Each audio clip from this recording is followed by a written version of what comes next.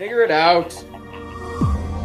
Hello, this is Adam Koralik from Figured Out Productions. The following video is a video of some kind, and I hope you enjoy it. Hey everyone, welcome to the Figured Out cast for, November 2022. Wow, we're almost at the end of the year. That's kind of depressing. As always, this is a Patreon-backed podcast, so welcome. Thank you very much for the support. If at any time you want to support this podcast or anything on my channel or me in general, you can do so in the link in the description at Patreon. I appreciate the support. You can get early access to this and all the other videos. You can pick subjects, you can get shout-outs, or you can even be on the podcast. And speaking of which, Abdullah, welcome back, man. It's been a minute. Yeah, hey, happy to be back. It's been a minute or a while, but happy to be back here. As you said, can't believe that the years just runs by so fast. I know, right? It's like I'm still getting over 2020 and we're nearly at 2023. It's ridiculous. Welcome to getting older. It sucks. But yeah, unfortunately no Rob today. He had some sort of situation go down and he's just not available to record, which is unfortunate, but while we will somewhat miss him, we're just going to have to press on.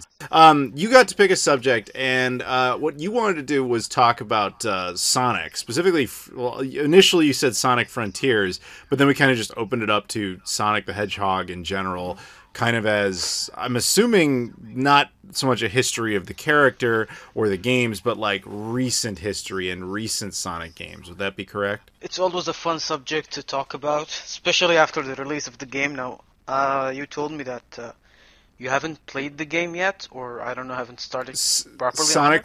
Sonic Frontiers. No, so here's the thing. Sonic Frontiers, I've been in Japan for the last couple of weeks. Sonic Frontiers came out while I was there. Like, I have not had time to deal. And I'm still, like, as I've gotten back, I've just been dealing with, you know, like, all the stuff I picked up over there and all the footage I shot. And I'm just, like, working around the clock on editing stuff. I've had no time to play anything. I want to pick up Sonic Frontiers. I want to play it. I've been hearing really, really good things, which is actually very funny because I think the expectation was that it probably was the usual Sonic 3D type of game that we've had to experience for the past almost 20 years at this point, as depressingly as that sounds, where it's just like, oh, they made another one that wasn't good. But people are saying this one's actually really good, which kind of made me raise an eyebrow because I want to check that out. I guess it's not that it's really fair to compare the two games, but I guess it actually scored higher than Elden Ring in some sites, which is kind of insane. So yeah, I'm definitely a lot more interested in checking it out than I was before. I just haven't gotten around to it. And I haven't had the chance to play a lot, but I did play a little bit of it. Unfortunately, I have the not so optimal version on the Switch. I was about to say that's the one thing everybody does say that's bad about it is the Switch version. Yeah, it's the Switch version isn't bad because I've tried the PS5 version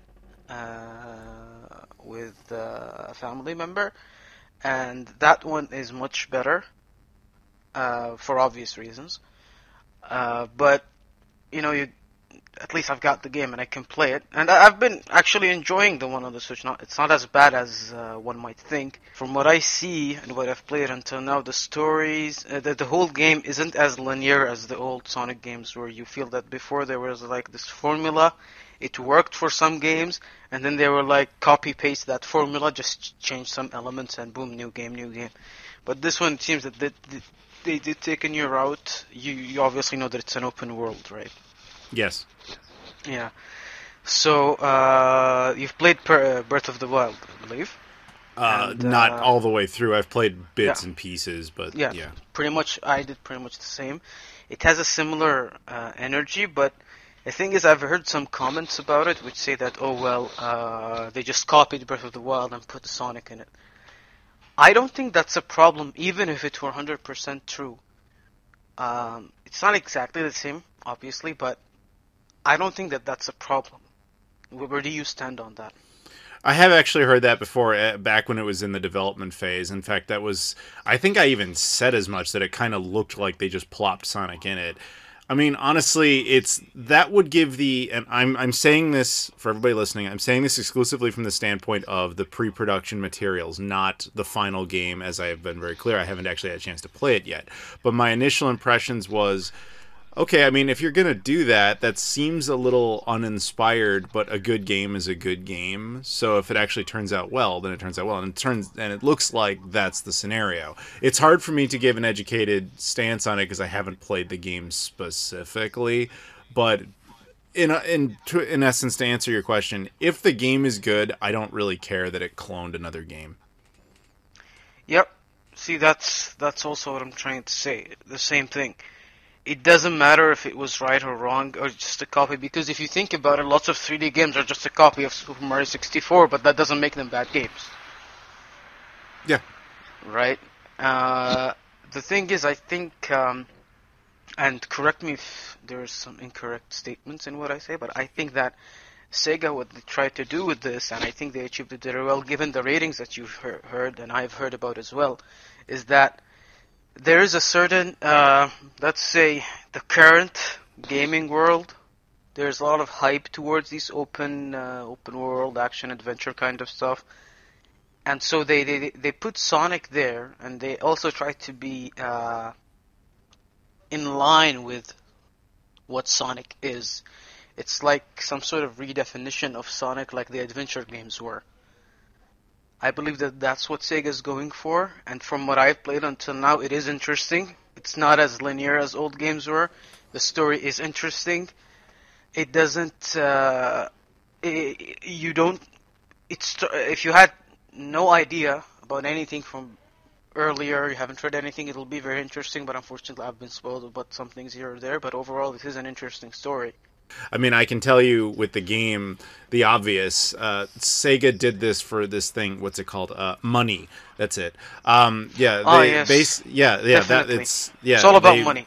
Right, they were seeking a thing called profit, as all corporations do. So the funny thing, Sonic has been kind of pigeonholed for the longest time because Sonic is the face of Sega. Everybody knows that, and obviously one of the most popular video game characters of all time. And it's a weird place where no matter what that character is in, the game will make money, and they're very aware of that. It's one of the few video game characters that's ever like broken through the echelons of like, from hardcore gamers to casual gamers, where even like you can ask some rando on the street, they're gonna know who Sonic the Hedgehog is.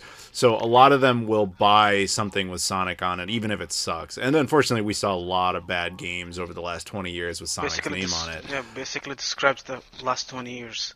Precisely. Now, there are some exceptions in there. Sonic Mania, of course, which was a big Sonic, fan passion project that made that. Sonic Generations is pretty good. I know there's people who have love for a few random games here and there, but for the most part, especially in the 3D realm, Sonic did not fare so well since the Sonic Adventure games.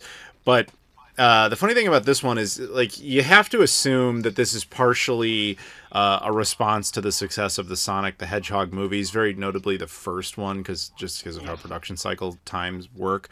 We're kind of in a weird renaissance of Sonic the Hedgehog, where all of a sudden he's kind of popular again, and like everyone knows who he is again. I mean, and kids know who he is. That's more what I'm trying to say. Because a kid should not know who Sonic the Hedgehog is when his games are mediocre trash for the last 20 years, but they do because of basically things like this and the movie. So I find it interesting and awesome that they finally made a good 3D open world Sonic the Hedgehog game, because that'll keep the character around, that'll keep the brand vibrant. But at the same time, I look at Sega's position, and they were essentially like, we have to make this because Sonic makes money, this is what we're known for, etc. But I almost get the feeling like that game was probably more corporate mandate than it was like creative juices flowing. But again, I cannot comment directly because A, I'm purely speculating, and B, I have not played the game specifically. But yeah, in general, that's kind of been the Sonic the Hedgehog arc. I might try to bother Sega about a copy of that game. They just sent me the Genesis Mini, actually, so maybe I can bother them about that. But or I'll just go out and buy it, because whatever.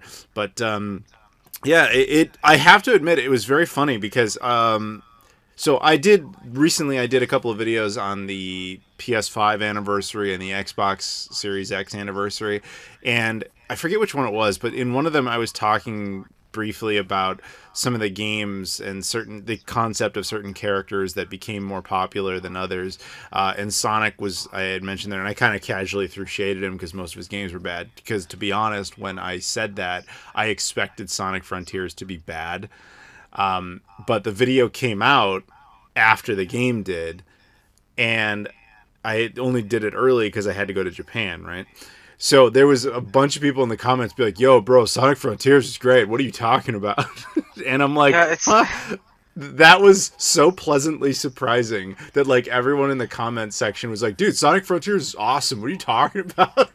see, I I couldn't think believe it. what you said about it being bad, thinking that it would be bad. I mean, that's a very logical, uh, that's a very logical statement, because if you think about how the other games were in the trajectory, that followed, it would seem that it was bad. Consider Sonic Forces, how hyped it was when it was before it was officially even known as Sonic Forces, and then when you played the game, it's like I Dude, don't know how to Sonic describe Forces it. was such a frustrating game, and then you can beat the whole thing in 3 hours anyway.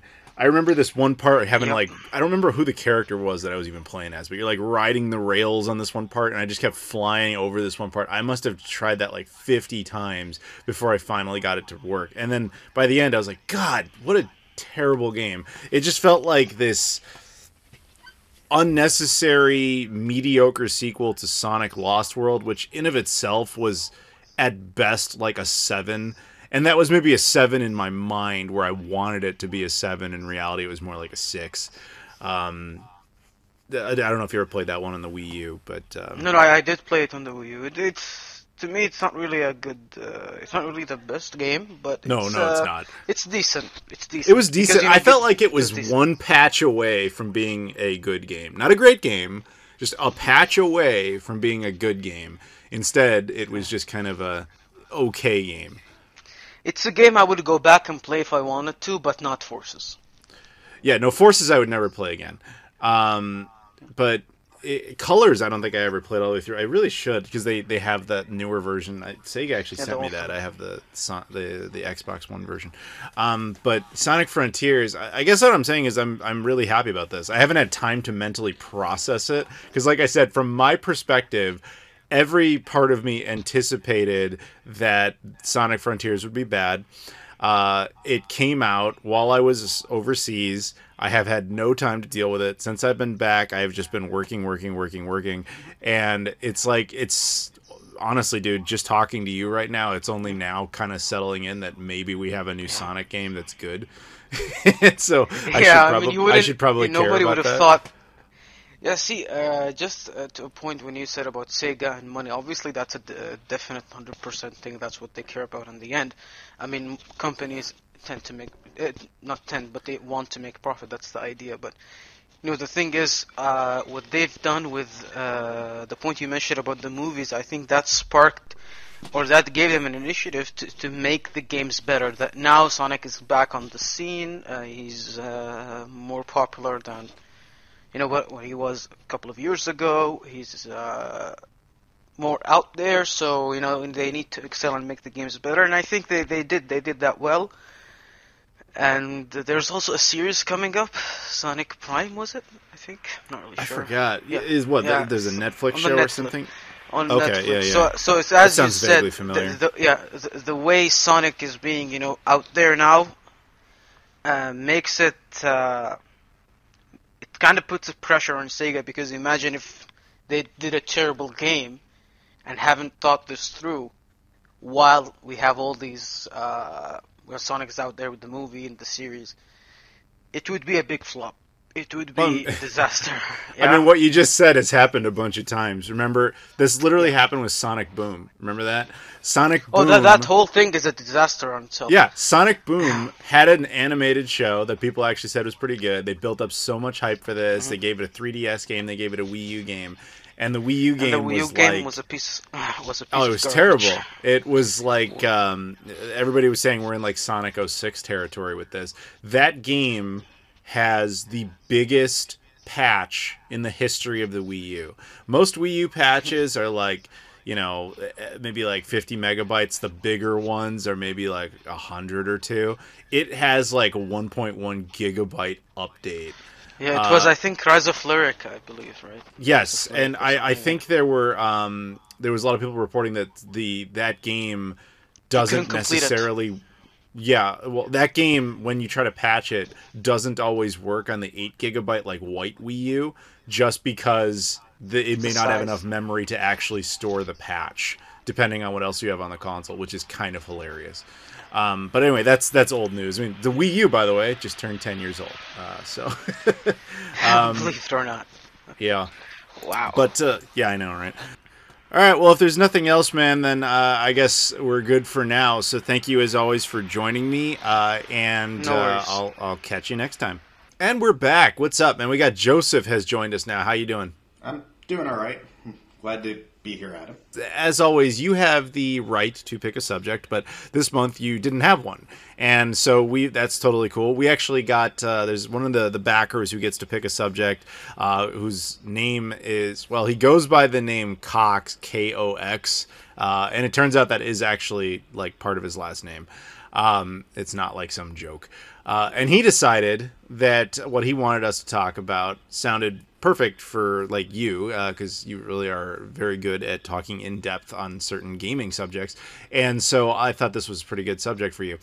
He wanted to talk about, how do we feel about open world games now? Are they still too open with nothing to do? He said he even felt that Breath of the Wild was lacking. And just to give a little context to this, open world games, have had about 20 years or so, a little over 20 years, starting with Shenmue up until now, on the market.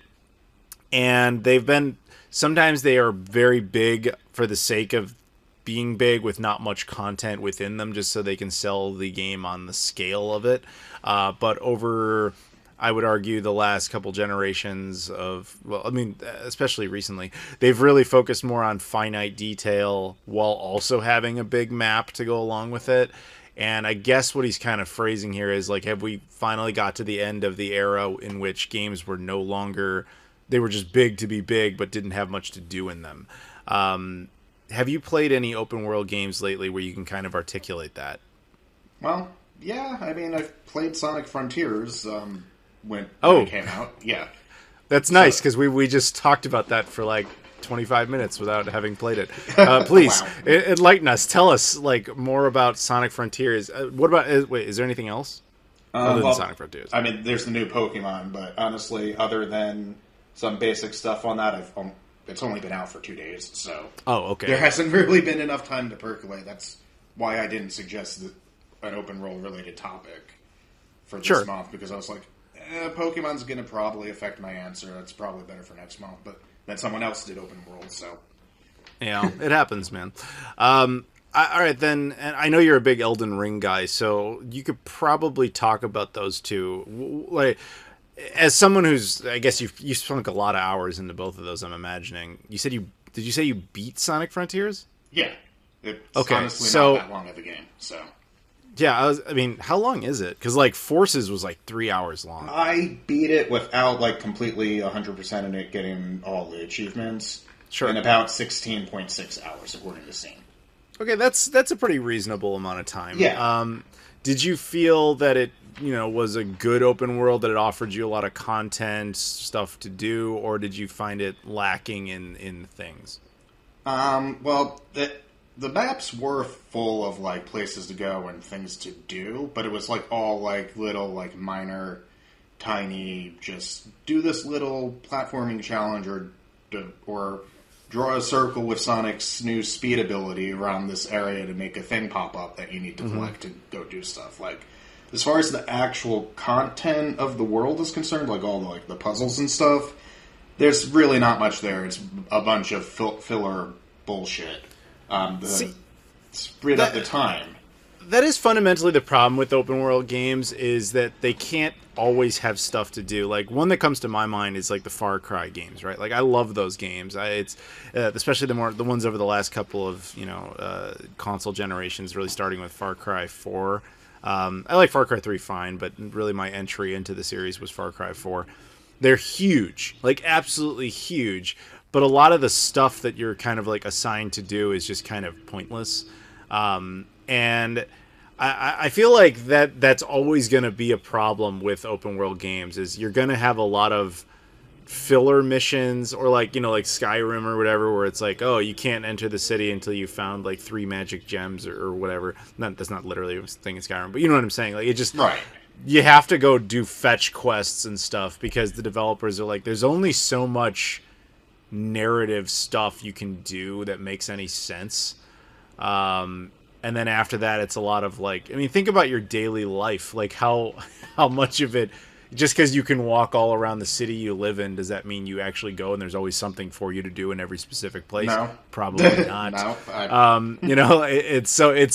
I kind of sympathize with them on that, but at the same time, the idea of building an open world game where every single area has just entertainment overload seems kind of unrealistic.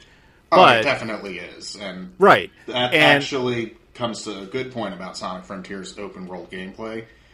Basically, moving around as Sonic and traversing all the open zones is what Sega calls it, because it's technically not open world because it's segmented islands, but that's just like a wide open space. But actually controlling Sonic and moving around when the game doesn't decide to randomly like do a physics jank and send you flying off randomly feels really good.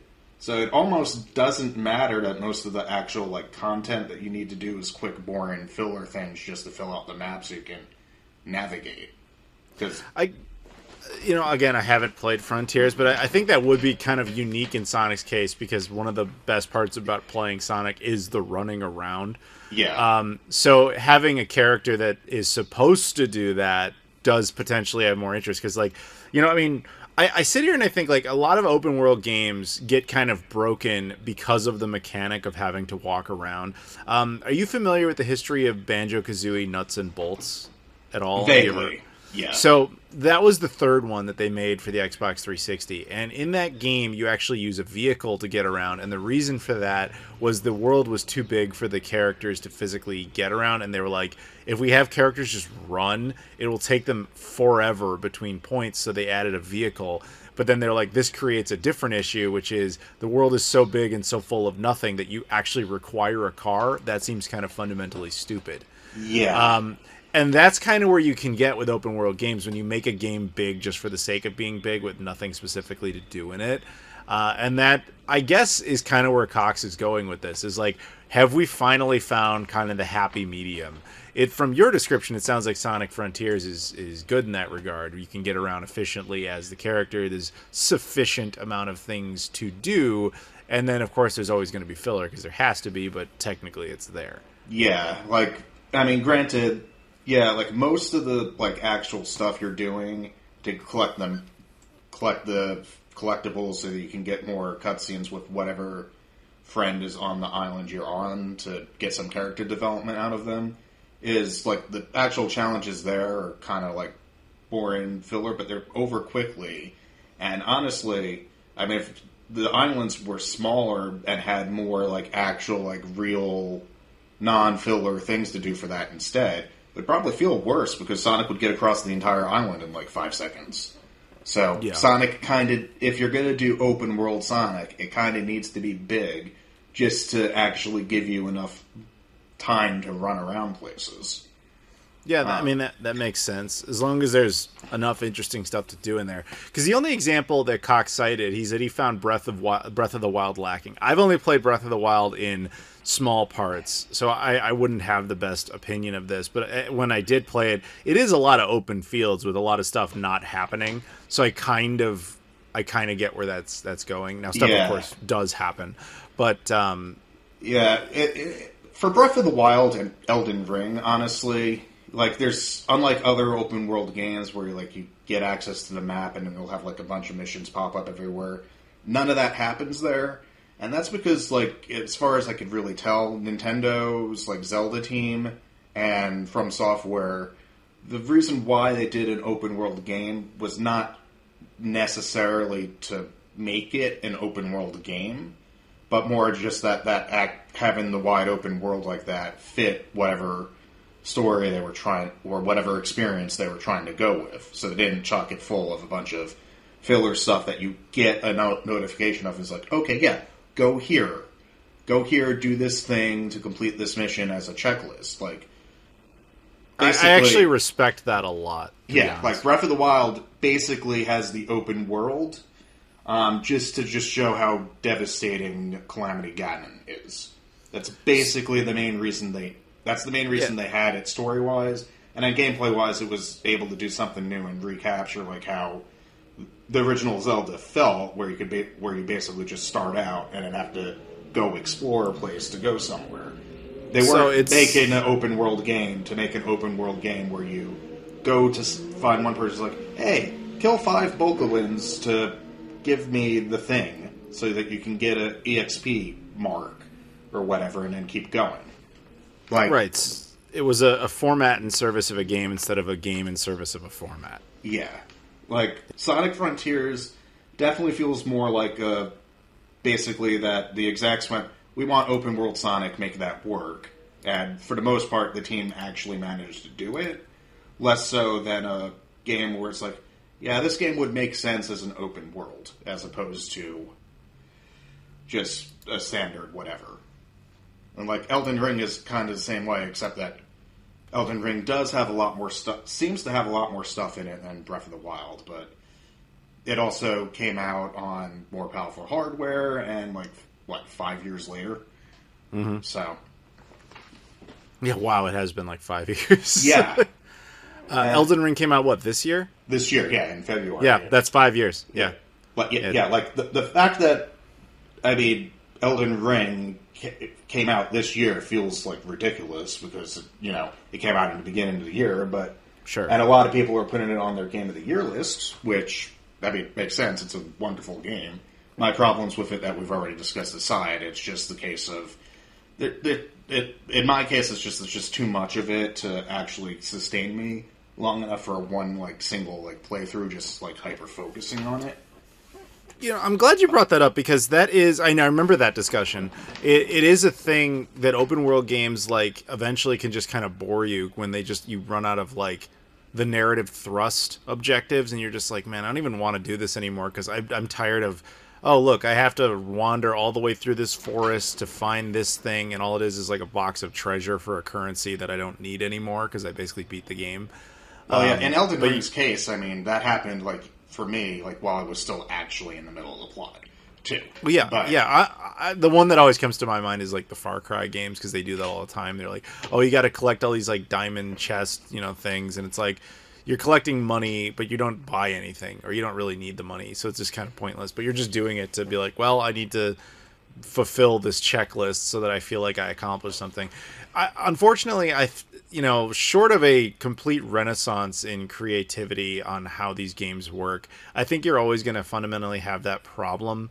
Because, and I know people will get mad at me for bringing this up because I always do, but the alternative to that type of open world game is an open world game on a smaller scale that focuses more on detail, like a Shenmue or something, where you just kind of, okay, the open world is a relatively small scale area, but everything is super detailed.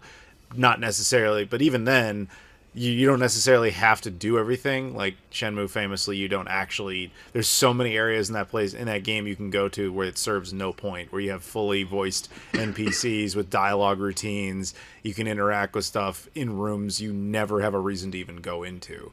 And so those are kind of your options. You can do it like that. You can have the big open GTA where the map is massive, but you really can't interact with much.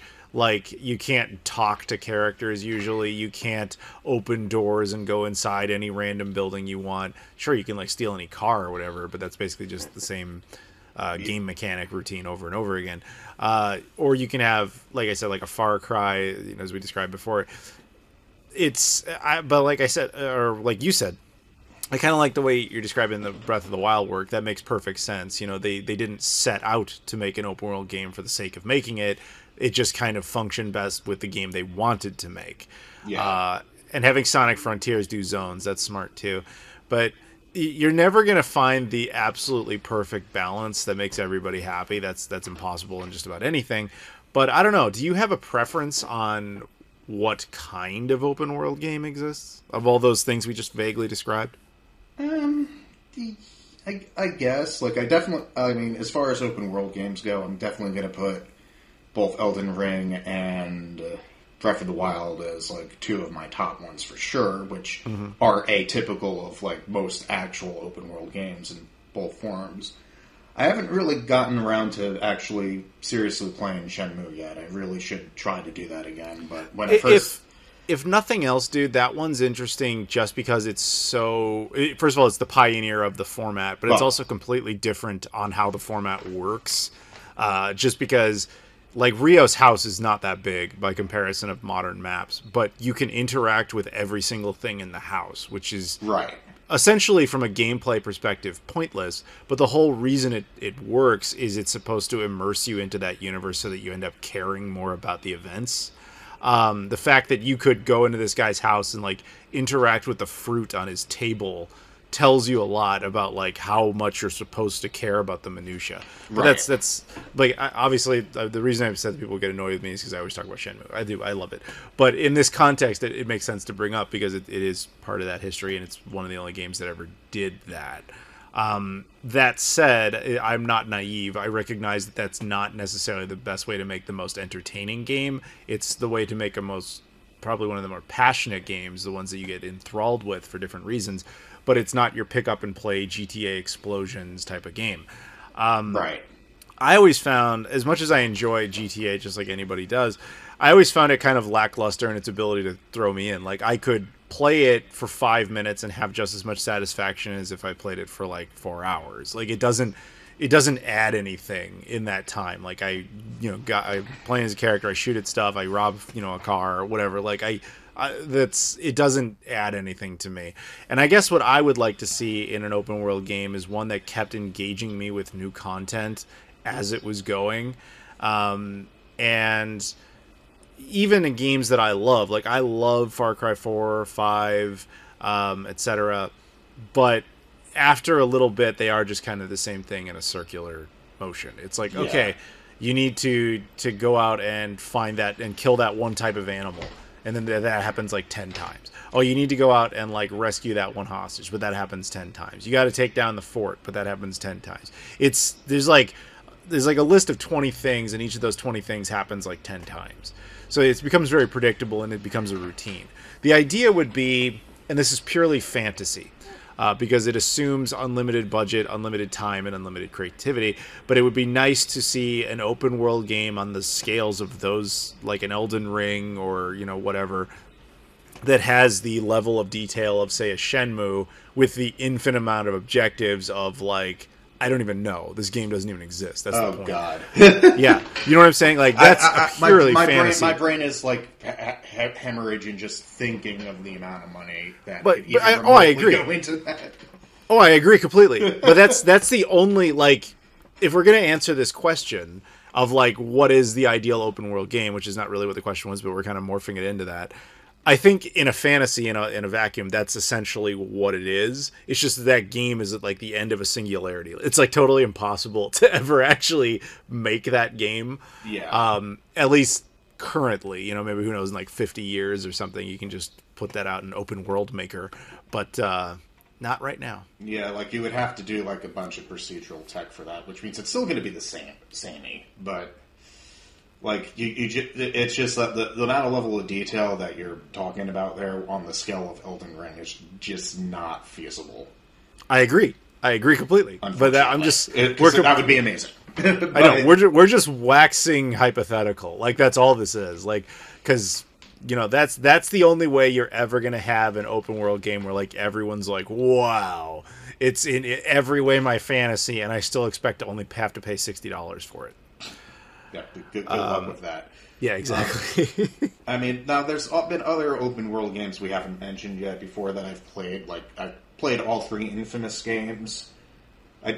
Back when it first came out, I played the first prototype, and then, of course, there's the Sony Spider-Man game.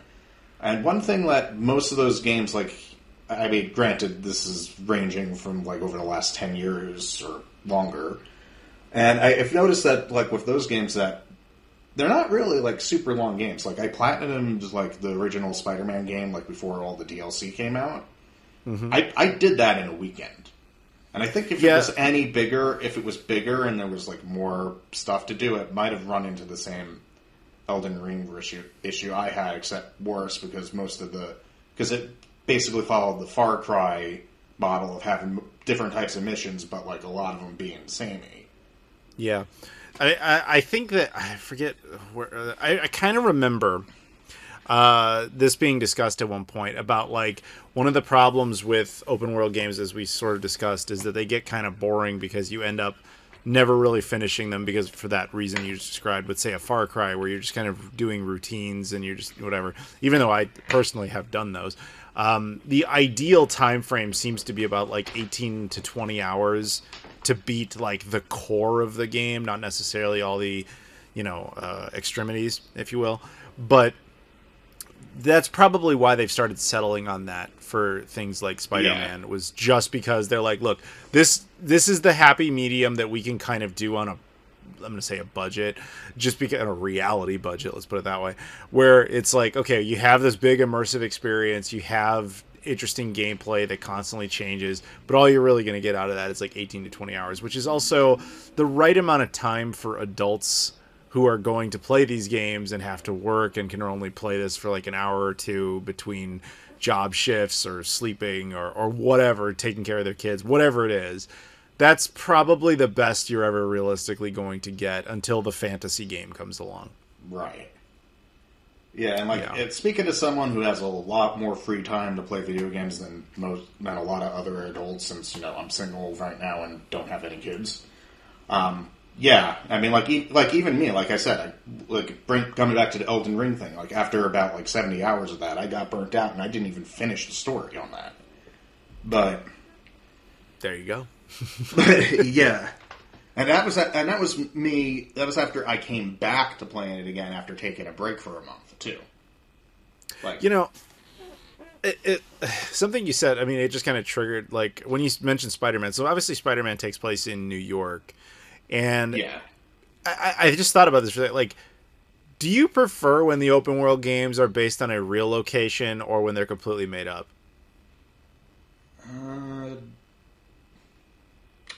It's kind of a tough one, right? That's not something I actually thought about you never before. See, I do, and that's only because I get around. Like, I've been to Manhattan, so I can tell like when that looks fakey.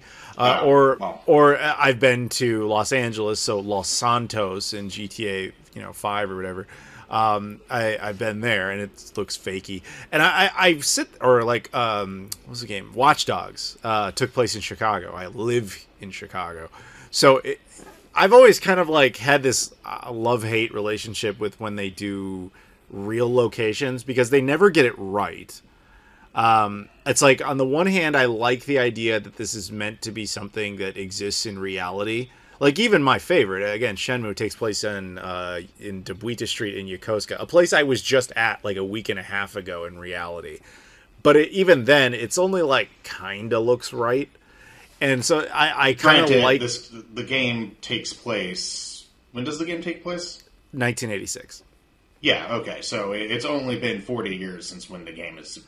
40, well, 50, it's not. It's mostly the geography of the game is not possible within the reality. Yeah. It's not about like, oh, the shops look different. It's literally like they just designed it differently.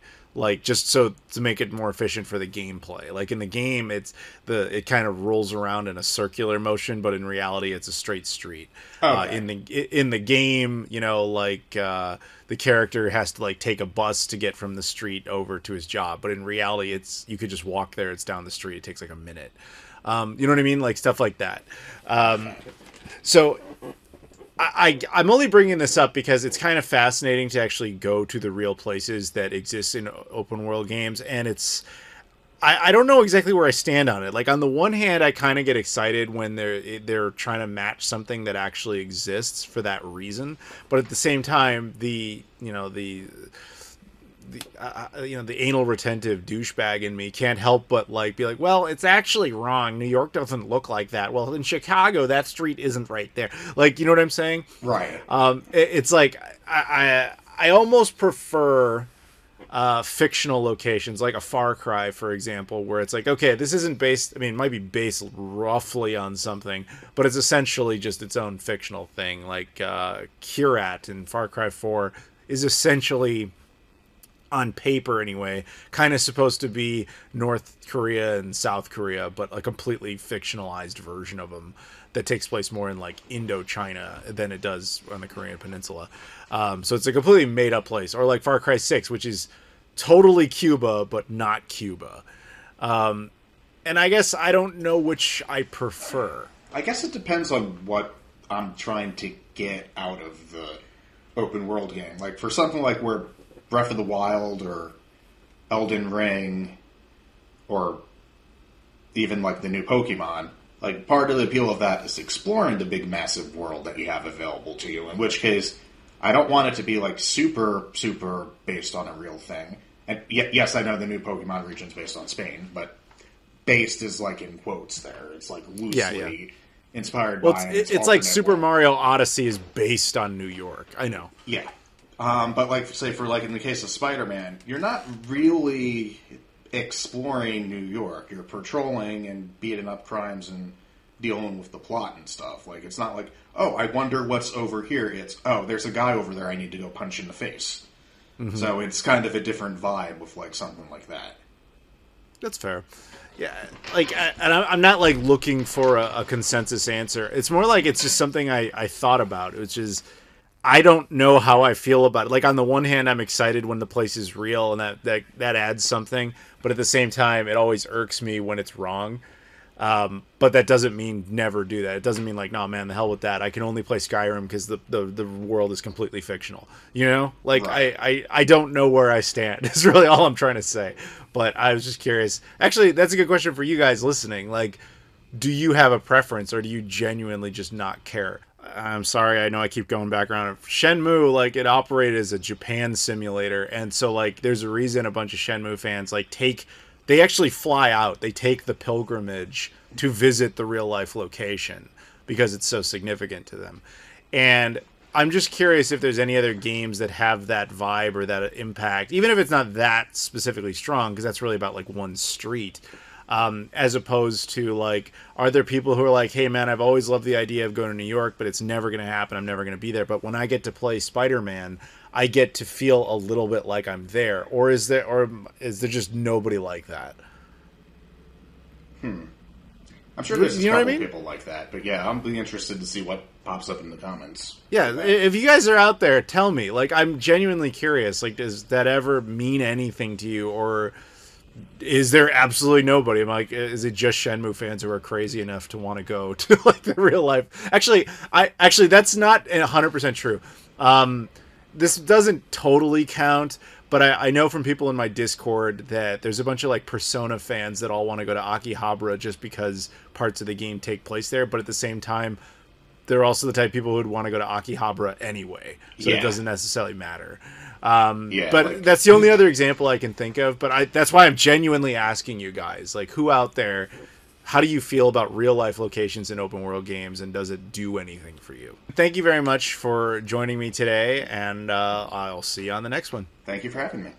So now we're going to do a round of shout outs. The following people are Patreon backers, and they are at the level in which they get a shout out. We've got Luis Bonilla, Loke, Michael Kelly, Tim Inman, Trey Wagner. Once again, that is Luis Bonilla, Loke, Michael Kelly, Tim Inman, and Trey Wagner. Thank you so much for your support. I appreciate everybody out there who likes the podcast, likes listening to it, supports the channel. Hit me up on Patreon if possible. Not just for this, but again, for main channel content in which you can help make that content continue to exist. You can also, as a benefactor, get early access to all of that.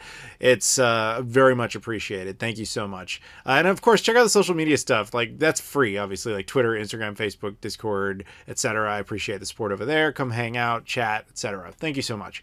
Now, moving on, one of the other benefits you get as a Patreon backer, potentially, is that you can pick a subject. So we actually have a few subjects here selected by Patreon backers. Now, for these two subjects, it's actually just going to be me. There's no other guest hosts on this, simply because both of these questions happen to be about YouTube channels specifically. So it just made sense for me to cover this exclusively, since I'm really the only one that kind of does this full time. The first one comes from my buddy Chuck Shaw, who is the guy who created and runs the Missouri Game Con, which is a great convention you guys should check out if you ever get the chance. He specifically wanted me to talk about the best way to support content creators. He had questions like, do ad blockers hurt? What advice would you give for struggling or new channels? He also mentioned Game and Browse specifically, which is a YouTube channel. So let me break all of that down. First, to support content creators. Well, like I just said, Patreon is very much a significant thing. I'm not going to sit here in a soapbox and be like, oh, you have to support me, whatever. I appreciate when you guys do it. Honestly, I do. It is one of the most important ways in which you can get funding to the channels in which you like. The thing is, for those people don't typically think about this, because content creators, people look at it like, oh, this is just some guy who does something and I enjoy his content, but whatever, I don't really care. You have to remember, at the end of the day, the person on the other end who's actually making that stuff is putting in a lot of work, there's a lot of effort, and they are making a living off of it, probably, which is why you're seeing their stuff so frequently. And the logical model for that is YouTube ad revenue. Now, famously, YouTube ad revenue is not very good. YouTube has been gradually depreciating that more and more as years have gone on. It used to be much better. So that's where things like Patreon, and briefly there was things like Subbable existed. There's also, of course, sponsorships. Now, YouTube ad revenue is impossible to truly calculate because it literally changes from day to day. It actually, like, its biggest, most obvious, notable time of the year is different between December and January. December, due to a series of... Basically, the way December works is, if you ever watch a YouTube video, which obviously you do, you're here, you'll see a commercial in front of it, right?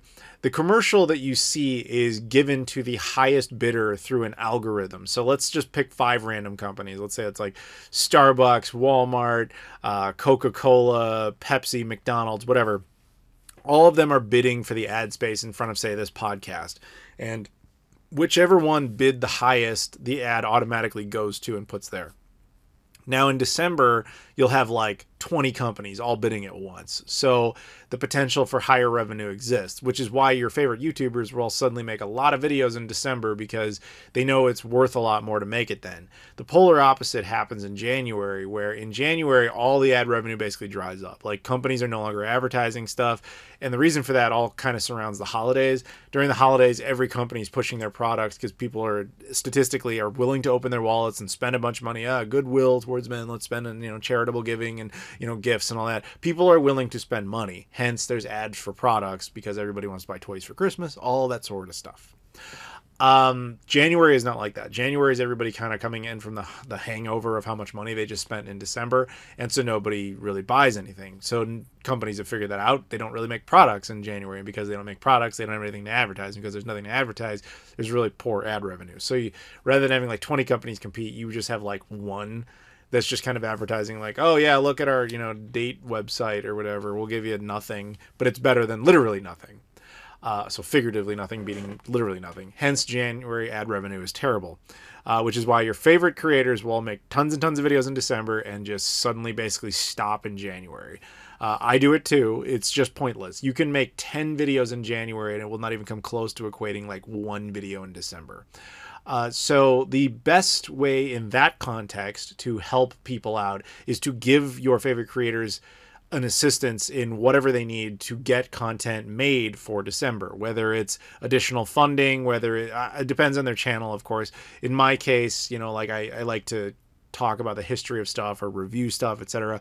It's good for me to have products to actually do that with, or game consoles or whatever it is I'm going to be doing. It's good to actually have those items around that I can actually produce that sort of content. So that for me is significant, but again, it depends on the channel you like. but that's just a general outline. Do ad blockers hurt? Absolutely. Because if there's no ad running on the video, then there was no bid for it, and thus there's no revenue ever generated. So ad blockers do absolutely hurt the content creator you are trying to support. You can, of course, donate in various ways. YouTube itself has a mechanism for this now called the membership or the join button. You'll see it. It's actually beneath like every one of my videos. There's just a button that says join. What that means is you can subscribe kind of like a Patreon. You give me like $5 a month or whatever, and you're basically just helping to fund the continuation of the channel.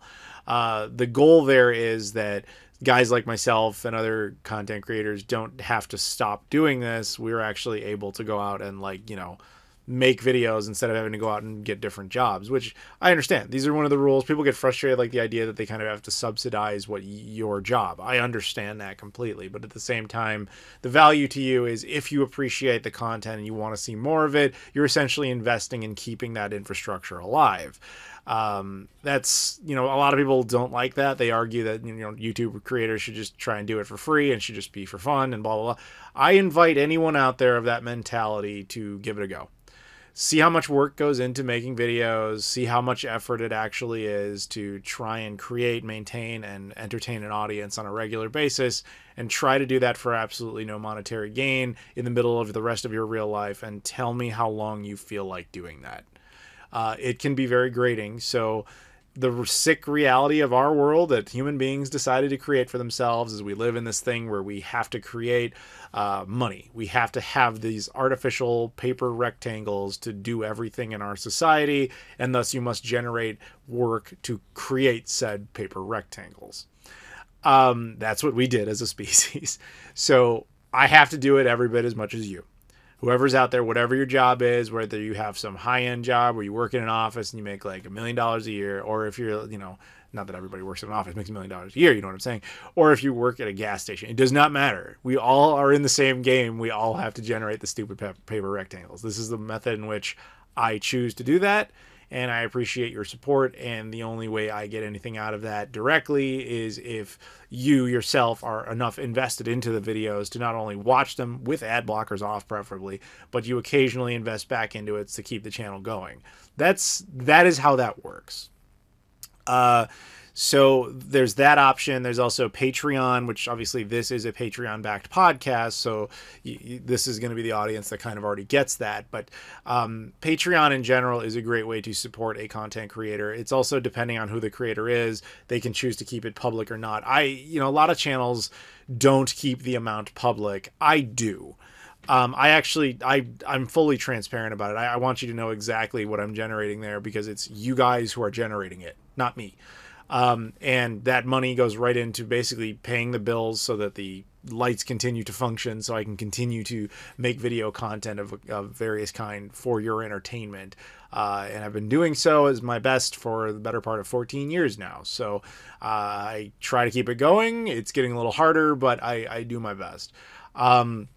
So that's a great way to support people. I used to say, and still would kind of say, is things like super chats that YouTube has. The problem with that is that requires typically doing things like live streams, and YouTube has very seriously punished YouTubers for doing live streams, which is really dumb because on the one hand they encourage us to do it, and on the other hand they punish us for doing it because their algorithm is not smart enough to differentiate between what is a live stream and what is a really long video.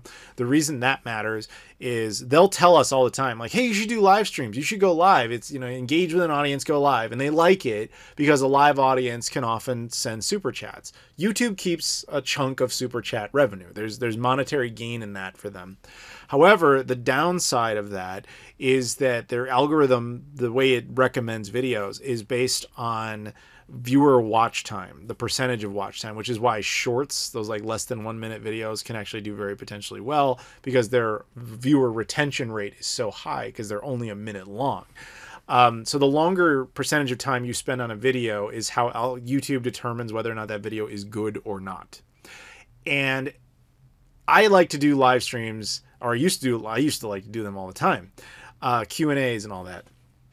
And those things would be very, very long. Like, I think the longest one I ever did was 12 hours. No, certainly no normal person, well, first, no normal person would ever make that. I did anyway. But no normal person would actually sit down and commit to actually watching a 12-hour video of a guy sitting there sweating, just doing a Q&A with one camera angle. Like, that makes sense. I understand that. But because of that, the way the live streams work is people kind of pop in for a few minutes, they stick around for a little bit, they ask a few questions, and then they leave. The algorithm interprets that as like, okay, 12-hour video and people only stuck around for like a minute or two. This video must be terrible. And therefore it punishes not only the video, but subsequent videos after it. So they're like, oh, this channel's spam. Don't recommend it. So the videos stop showing up. Which is why a lot of your favorite YouTubers that did a ton of live streams don't really do them anymore. Same with me. I now save them exclusively for my birthday, and I've been doing them on Christmas. I don't know if I'll keep doing that or not. But, yeah, I would just do it then, just because, like, make it an event, a once-a-year thing, and, you know, it's December content, so whatever, we'll you know, get through the storm, right? Because my birthday's in December. So there's that. So super chatting is nice when the opportunity presents itself. There is that thing where you can release a video, like I already forget the name of it, a premiere. During premieres you can do super chats, though in my experience it's very rare that anybody actually wants to donate during those, but that's just my experience. There's also random PayPal donations that people can do, or Venmo donations. I've never ever gone out on like my Instagram and said like, hey, here's my Venmo, everybody just pay me money. I see a lot of YouTubers do that, and it kind of makes me feel gross. Like if you want to have the option like within your videos, sure, but to just go out there and be like, yo, my birthday's coming up, why don't everybody just buy me gifts? Like I've seen other YouTubers do that, and it just makes me facepalm. Like, you know, your audience is not a wallet. It's a base that has entrusted you with their time, their respect, and their entertainment. It is appreciated when they support you in an appropriate context, but kind of like insisting that they just give you money just because of who you are, that I don't get behind. Hence, you don't ever see me do that. And then the next one you'll never see me do is sponsorships. Now, this is a big one. A lot of YouTubers do this. And you'll see like, you know, oh, this is an old one, but like Dollar Shave Club and Loot Crate and stuff like that. Like, I get those emails too. What was it? What's that stupid game? Not War of the Worlds. What am I thinking of? World of Tanks. Whatever. I already forget the name of that stupid game, that mobile game that has been advertised like a million times. It's gonna hit me later, and I just don't remember what you know what I'm talking about. It's like literally like every YouTuber other than me has done a video on it. So those companies will come at you and be like, hey, do a video and we'll give you like X amount of dollars to do, you know, just talk about our thing. Most YouTubers will jump on that. I have never done it. Every time I get one of those offers, I just plainly ignore it. Like, I feel gross about it. Whatever that tank game is, the War of the Worlds, it's not War of the Worlds, but you know exactly what I'm talking about. Like those guys will come at you and be like, we'll give you $1,500 to talk about our game for a minute in front of your video. And like, I understand why that's tempting to a lot of people, because that's good money. It really is. But out of principle, I cannot bring myself to do it, because it's not a game I would have played in the first place. And I don't review, or in this case, advertise a product that I would never even use. Like when Dollar Shave Club came to me and they're like, hey, why don't you do like a sponsorship for Dollar Shave Club? And you know, like we'll give you money. And I'm sitting there thinking like, I have a beard. Like I wouldn't even use this. Like, why would I advertise for it? It just feels scummy and gross. And so no, I don't participate in that. I can't even argue like that there was no product out there that I would be unwilling to advertise for, but like it's very rare. Like nobody's ever come to me with something I would actually do. Like if you guys watch my travel channel, which thank you if you do, that channel, I'm constantly plugging two companies in particular, which is United Airlines and Clear. Neither one of them sponsors me. I have no official affiliation with either of them. But I'm just a huge fan of what they do. Like, I think United Airlines is a great airline for a million different reasons. I think Clear is an incredibly great service for anybody who wants to get through an airport. Like, I think those are great things.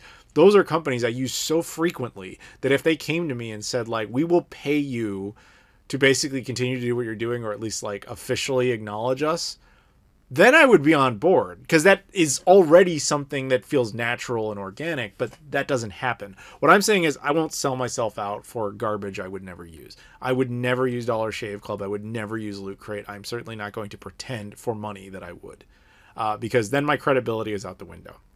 So that's not. I hope you guys appreciate that. As people who I unfortunately do have to occasionally be like, hey, don't remember Patreon's a thing. You are watching a channel in which you never see sponsorships. I would hope that has some value. That doesn't mean you need to open up your wallet necessarily, but if you were ever considering it, think about that. Hopefully you can keep me around if you find me worth it. And if you don't find me worth it, then that's fine too. You voted with your wallet, which was to close it. I understand that. So those are financial methods in which you can kind of back the content creator. Now, he also said about like what kind of advice would you have for new or struggling channels? He specifically mentioned Game and Browse, so I kind of want to break this up into two little pieces. One is for new channels, you're not going to like what I have to say, which is basically don't. I wouldn't even like, I mean, I know I just created a new channel like a year ago, but I could only really, and that channel is not huge, and it's only gotten as far as it has because I already have been around so long that I have a certain percentage of a base that's willing to just kind of go with me on anything. And so that's the only reason it's able to get as much of a jump as it did. But then from there, it's really hard to build any sort of base organically with that content. I try, and I enjoy doing it. That channel in particular, like, these are things I would have done anyway. I'm just filming it now. I've never gone out of my way to make content specifically for that channel. So that for me is how I kind of justify it, if you will. And it's fun to do. I like producing that content. There are people out there that get a kick out of it and enjoy the videos and seeing the world through my eyes, as it were. But essentially starting up an entirely new brand, because that's what you are. If you're creating a new channel, you're essentially and you're trying to get somewhere with it, other than just like, hey, we're going to upload our family videos to YouTube. Like, that's a different thing. But if you're like, hey, we're going to try and build an audience and share some sort of passion of some kind with the world, that is incredibly difficult to do because the world is oversaturated with that. I'm going to be completely honest. Like, part of the reason that I'm even a thing is just because I started so long ago. Like, I've been on the platform since 2009. It's like the oldest guys on this platform in the retro gaming scene that have been around that long is like myself, Gamester81, and like the Angry Video Game Nerd. And that's kind of it. Like, most of the older era guys are all gone. And that makes sense. Like, we all grew up and we do other things. Like, they drop off for one reason or another. We stuck around for different reasons. But, we're there. If I didn't have that, realistically, I would not be anything now. If I started a new channel now with all the exact same content, no one would care. So you have a certain level of pre-installed base, and that's I know that's not great advice because there's nothing you can fix. So if you're adamant about ignoring that and making a new channel, get all the basics out of the way first. Try to hone your craft a bit. Don't just throw up like any video. You need to have a certain amount of rhythm to your channel. Like, predictable schedule is good. Like, I'm at a point where I typically put out a video every Saturday on my main channel and every Sunday on the travel channel, with special exceptions depending on the time in which the podcast needs to come out, or Playload specifically comes out always at the end of the month. So that can sometimes be where it needs to be, and sometimes it ends up in a weird day. It happens. And holidays are another factor. It is a terrible idea to put a video out on a holiday. It seems like a good idea because you're like, oh, everybody's home. There's more people who can go out and watch my videos. The thing is, nobody watches videos on holidays. Like, Christmas is completely dead. Like, I will occasionally do a live stream because people are like, you kind of do one in the evening and people are like, I've, been drinking a little bit and I've had some fun with my family, but I got 10 minutes to kill while the kids are playing with their toys or whatever. And that's like the most you're going to get out of them. New Year's Eve / New Year's Day, more so New Year's Day, like, nobody watches videos because everybody's hungover. Thanksgiving, nobody watches videos, etc. The reason for that is that everybody takes the day off to go do other things. Because it's an abnormal day off. It's not a predictable day off like a Saturday or Sunday where it can be built into a routine. An abnormal day off means I've got things to do. Like on Christmas Day, most of us don't have a whole lot of time to sit around and just binge watch YouTube unless you're of a certain age, which is usually younger. But given the nature of most of our content in the retro gaming scene, that's not really what we appeal to. Like I'm sure the Minecraft streamers do well that day, but you get what I'm saying. So it typically don't put stuff out on holidays. You also need to have some level of consistency with what kind of content you're producing. So he mentioned Game and Browse specifically. Now I know Helen and Aaron, they're the two guys who run, well, Helen's obviously a woman, but they're a married couple who run a YouTube channel. Very nice people, very, very cool. And I've met them multiple times. We've had dinner a few times. They're awesome. They run a YouTube channel, and their YouTube channel really hasn't expanded.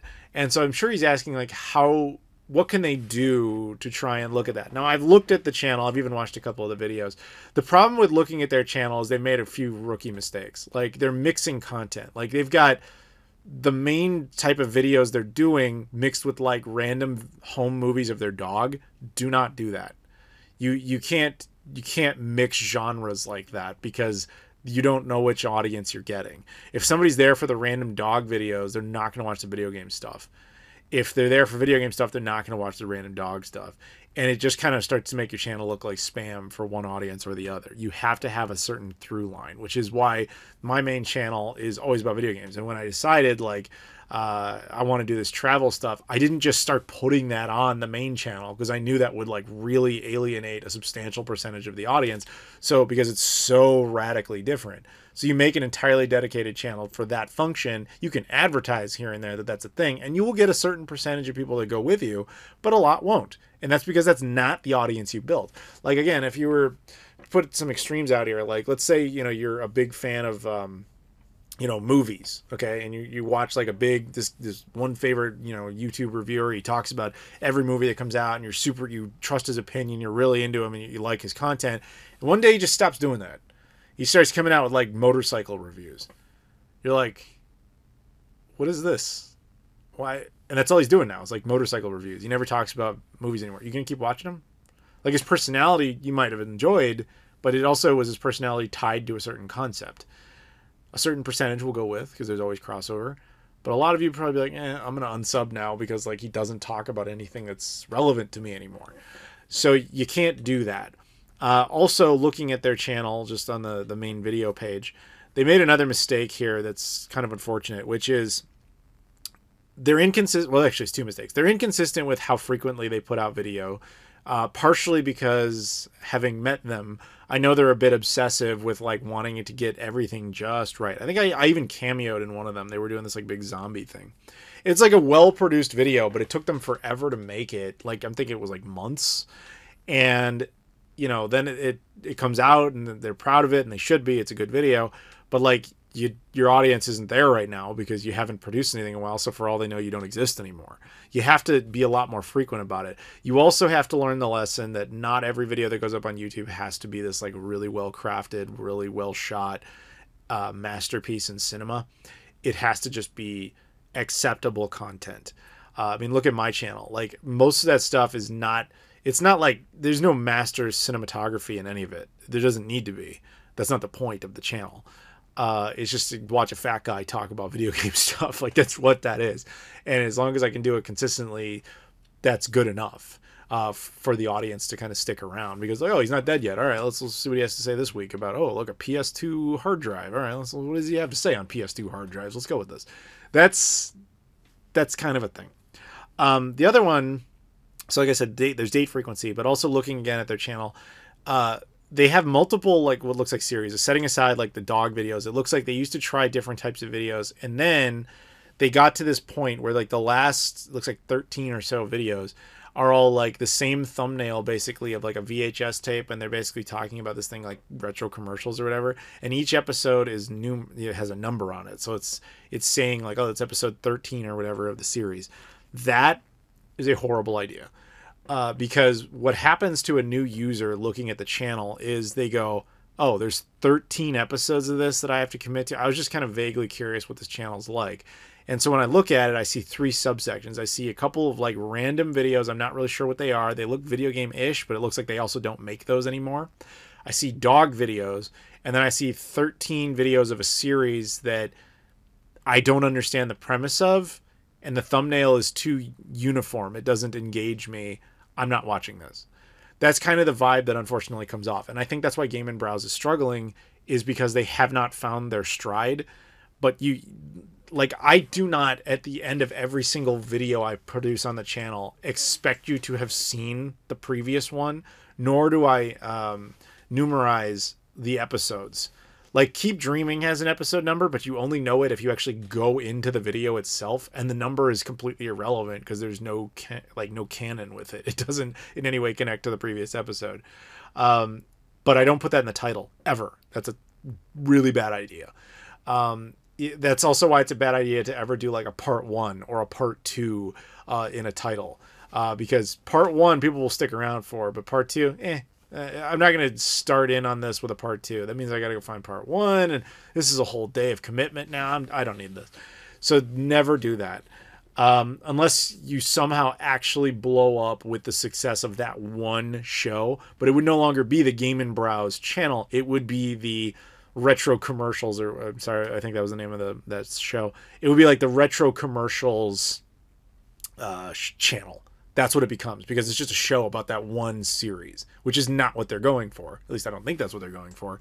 So those are some basic tips and that applies to anyone out there. Mix up your content while kind of keeping it all in the same lane. Like on my channel, I do not ever really do the same video twice in a row. Like, I don't have like 3 episodes of new Dreamcast videos like coming out one after the other.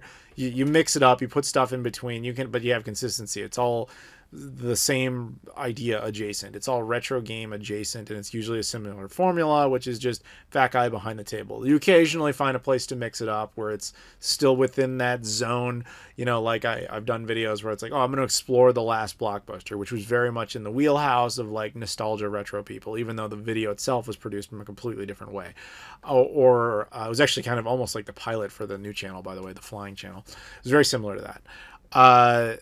Or, I did like a tour around Yokosuka, Japan, specifically Dobuita, where my favorite game of all time, Shenmue, takes place. Now I'm very associated with that game, so there's a base that's like, oh, all right, he actually went to the real place. Let's watch that. But you don't suddenly transform the content into that. And I made the mistake too. Like, I did that once. Like in 2019, I kind of, like, a lot of people have been bugging me for years. They're like, you talk about video games all the time, but there are no like game videos on your channel. Like, there's not a single one where you just sit there and like play a video game. It's true. I felt there were enough people covering that I wasn't going to really add anything to it. And at the time, I kind of had my outlet in that in other channels, because I was working through Game Society, I was working through Machinima, and I really didn't need to express that on that channel. I could already do that in other outlets. But then I decided, okay, people have been bugging me for a while. Why don't I give this a shot? So I actually decided to sit down and play Flintstones Viva Rock Vegas for the Dreamcast, which was essentially an unreleased Dreamcast game. There's technically a physical release of it, which I do own, but it's essentially an unreleased title, infamously bad. And I decided to sit there, I would play the game, record commentary, edit the whole thing, do just like a gameplay video. And people hated it. At first I was like, okay, this is training wheels, this is what, and I did like 2 more episodes, and eventually I just stopped because the comments were incredibly consistent. It was like, dude, we're not here to watch you play games. Like, we already see that. There were people mass unsubscribing because they thought that was what the channel was going to become. Like, it was a huge mistake. Basically, when people get used to your channel being a certain way, you're kind of locked into it forever. You can only deviate so much before you break your channel. So just looking at the face value of Game and Browse as a specific example, they need to delete like half of the videos on that channel, and they need to figure out exactly what direction they want to go. I know it sounds a little harsh, unless their goal is just to do this for fun. That's a completely different motivation. If you're doing this with any intent of actually becoming like a quote-unquote bigger YouTuber, then they got to change that. But there you go, because you asked. That's all my suggestions there, Chuck. So thank you very much, as always, for the support. You are one of the guys who actually keeps all the lights on. Thank you very much. The next subject comes up from Spencer Peryear, also a Patreon backer who gets to pick a channel. And he actually straight up just asked, what goes into managing a YouTube channel? He kind of wanted to talk a bit about, like, essentially how the sausage is made. And I just covered a good chunk of that, I think. But I'll give you some production workflow elements, because the common consensus from people who don't make YouTube videos is, oh, YouTube is free. You just press upload and you put a video on there and that's all it is, which of course is ridiculous. From a production standpoint, they taught us in film school, and yes, I went to film school. I'm better at this than I come off on purpose. The idea is to make the channel look like I'm nostalgic, and I want you to have that nostalgic vibe, including the ecosystem of what YouTube used to be like. That's on purpose. But they taught us there's 3 phases of production. So, of course, it's pre-production, production, and post-production. And you have to plan around all of them. So you figure out what your weaknesses are and what your strengths are, and you work in accordance with that. So in my case, I hate writing and I hate editing. Writing is by far the most essential element of producing a good video, but I don't do it out of principle. Like, I utterly hate it. So because of that, I was like, okay, if I'm not going to write anything, then I have to get very good at just kind of like knowing what I'm going to say, because, I'm in essence just sitting there talking. So I had to become a very good public speaker as a result of it, because of the second part, which is editing. I hate editing, even though that's, I would argue, the second most important phase of completing a video. So because I hate the first and second most important elements, I had to compensate for that with basically successfully, in most cases, doing a singular take of a video, kind of just all off top of my head. And that ended up having certain benefits. It turned me into a far better public speaker, but that wasn't really the goal. But anyway, so like, you have to, in my case, because of that, I have to sit down and actually be like, okay, what is the video going to be? Like, what reason am I about to produce a video? Do I have something I actually need to cover for some reason? Or is, this like a new thing that came in that I think would be exciting to talk about? Or did this, like, did I have an epiphany? You'll have some sort of source. Now that can change between like what I want to do versus what I need to do. But either way, you'll have some sort of reason to make your video. So then in my case, I will sit there and actually like think about it. Okay, like, what is this video going to be? Like, what's the message I'm trying to convey? And then not everybody works like this. This is just kind of how I function as a human being. When I kind of know what I want to talk about, it just kind of flows for me. Like, I'm able to just kind of articulate a core message, and that core message has to have a beginning, a middle, and an end. And I'm calling it speech writing, even though there is no writing involved in this process, teaches you that there is a thing called a hook that gets you into a video. Then you kind of set up a core understanding. You explain beyond that. You find a resolution, and then you find a hook to bring it right back around to the intro. That's typically the narrative structure of any video I do, at least ideally. I want to leave you thinking as opposed to leaving you bored. Hopefully. So that's me personally. So I sit there and I come up with that in my mind. Then I actually set up all the logistics. So in my case, you have to block the set. So, I remove any sort of debris, if you will, from the channel, from the table you see most prominently in my videos. Move content away, set up the lighting, make sure the camera is good to go, as in charge it, as in make sure the SD card is all set, get all that good to go, set up the sound recording system, block out the lighting as best as possible. There's only so much I can do about sound because I live in downtown Chicago, so you're going to get noise pollution. It happens. There's only so much I can do about lighting for the same reason. But, you set that up to all of your best abilities. You essentially then think about exterior issues that might occur, such as your phone or whatever. You have to mute everything, put everything into airplane mode, set that all up as best you can, and then you actually sit down, you like start the recording systems. You make sure to take the extra step to pre-sync the audio with the video, even though they're recording on separate infrastructure, so that post-production you doesn't have a horrible time trying to line them up. You get there because you have to think about the editor version of you as well, unless you're hiring someone to edit, which I am not.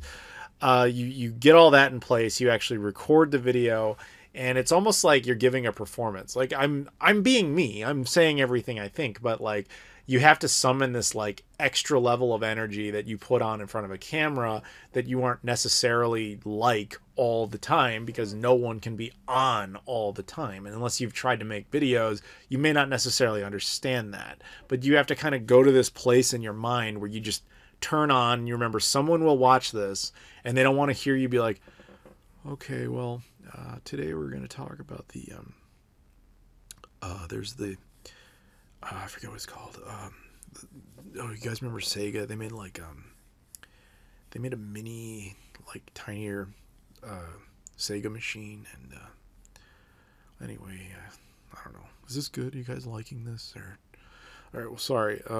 Hang on a second. Like, nobody wants to hear that. And YouTube is polluted with people doing that just because they have no expertise in it. And that's fine. But, like, essentially what you're asking is, like, how do you improve on any of this? So I got myself to a point where I'm like, okay, I know exactly what this is going to be, and I'm going to, quote unquote, perform. And you just turn on, you make sure there's energy involved, and that people have a reason to listen to you. So after you've done that whole process, in my case, I then have to shoot a whole lot of coverage, because in a lot of cases what I'm doing is I'm talking about a thing. And if I'm talking about a thing, it means you need to see the thing. I have to respect your attention as well. Nothing drives me more insane when I watch like somebody's video and they're like reviewing a thing and they're like sitting across the room from their camera and they just kind of hold the thing up from a distance and they never show you it. It's like, why don't you want me to see it? Isn't that the point? And it's because they didn't understand or didn't care to shoot coverage. So you have to shoot B-roll of, you know, various elements that are necessary. So Playload, for example, my pickups videos is a perfect way to handle this. You know, you just kind of sit there and look at like all these games. I'm like, okay, let me show you the front of that game that I'm talking about. Or if I pick up a console, I'm like, let me show you that in great detail. Or if there was like some oddity I noticed on one of these games or one of these things, let me show you that oddity, you know, etc. It's not that hard. So you then amass all this footage. And then you have to turn everything off. You have to now get the sound that you recorded separately over to your computer, which in my case is recorded separately through a mic and an old Google Pixel, which means I then have to send that audio via the cloud over to my computer. Then I have to take all the video, which is contained on an SD card, bring that over to the computer, and then import the footage. From there, you have to rename everything and relocate everything so it's all in the same folder system. Make sure everything has a sequential name that is understandable and not just like its default, like, you know, random serial number type of identification it has, because otherwise you will drive yourself insane. You then you basically have to bring all of that stuff, once it's all nice and clean, you have to throw that into your editing software, which typically will need time to render it. So you kind of set it up in a very raw form, just chuck it onto the timeline, and just let it sit there and render, which takes a lot of time. And once that's done, you can actually start cutting it around. And then this wildly will vary depending on what kind of video you're producing, but basically at that point you essentially edit the video. You know, I usually use my main shot, of course, and then as basically the crux of the video, and then where appropriate you throw in the coverage. That's kind of the most standard way of editing. It doesn't have any narrative thrust to the editing. Narrative thrust comes in something more creative, like the Travel Channel. The editing kind of dictates the direction of the story, as opposed to this footage, which is, the footage is directing the story, not so much the editing. The editing exists in service of it. It's two different. Like I said, I went to film school. There's two different philosophies on how this works. Again, it depends on the type of video you are producing. And So you start assembling that, and then you eventually get it to a place where you've got your first pass done. So then you have to go in and do your second pass, which is, okay, like, does this cut still work? Can I tighten this up? Do I make this any better? Et cetera, et cetera. And again, this will vary depending on the complicated nature of your video, whether or not it is complicated, I guess. And whatever changes you feel like making. And then if you have to add things like little annotations to make, notable corrections, or if you have to add photos or something because you didn't have the thing you were trying to show, you were just talking about something and you want the audience to better understand it, you have to kind of look at it not from the perspective of, hey, I'm the guy who made this and I already know everything that's in it, so this all makes sense to me. You have to look at it from the perspective of, pretend the guy who knows absolutely nothing about this subject, is he still going to follow it? And if he won't, well, then you have a problem. You have to fix that. So you fix that with coverage and the best explanations you can possibly give in a very efficient manner without really over dumbing it down. So you do all that, and then once that's set up, theoretically at that point you can export the video, which I know I'm just making that sound like it's really quick. It is not. It takes a lot of time. But once that's all done, you can then export the video. And then if the export is successful, which it can fail, it can fail multiple ways. It can fail on the face of it, where it just never exports successfully, or it can export successfully, or so it claims. You go back and watch it, and there'll be some sort of glitch in the video that didn't exist in the footage, and you have to figure out what that glitch is, and you have to fix the glitch, and then re-edit accordingly, and then re-export and do it again, and it can be a really tedious process.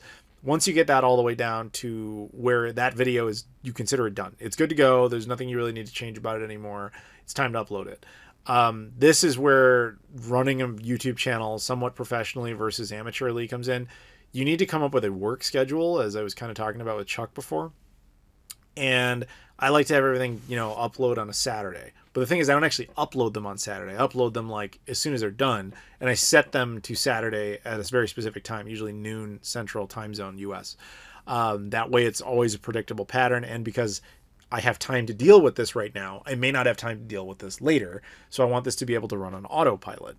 At that point, once you're uploading it, you have to do all the metadata, which means this is the important part, where you have to have all the appropriate tags and all the appropriate titles and all the appropriate descriptions, and you have to make sure it passes YouTube's certification system, so you're not stealing content, or their copyright bots don't find you for something. Don't start putting other people's music in your videos or whatever unless you anticipate an issue.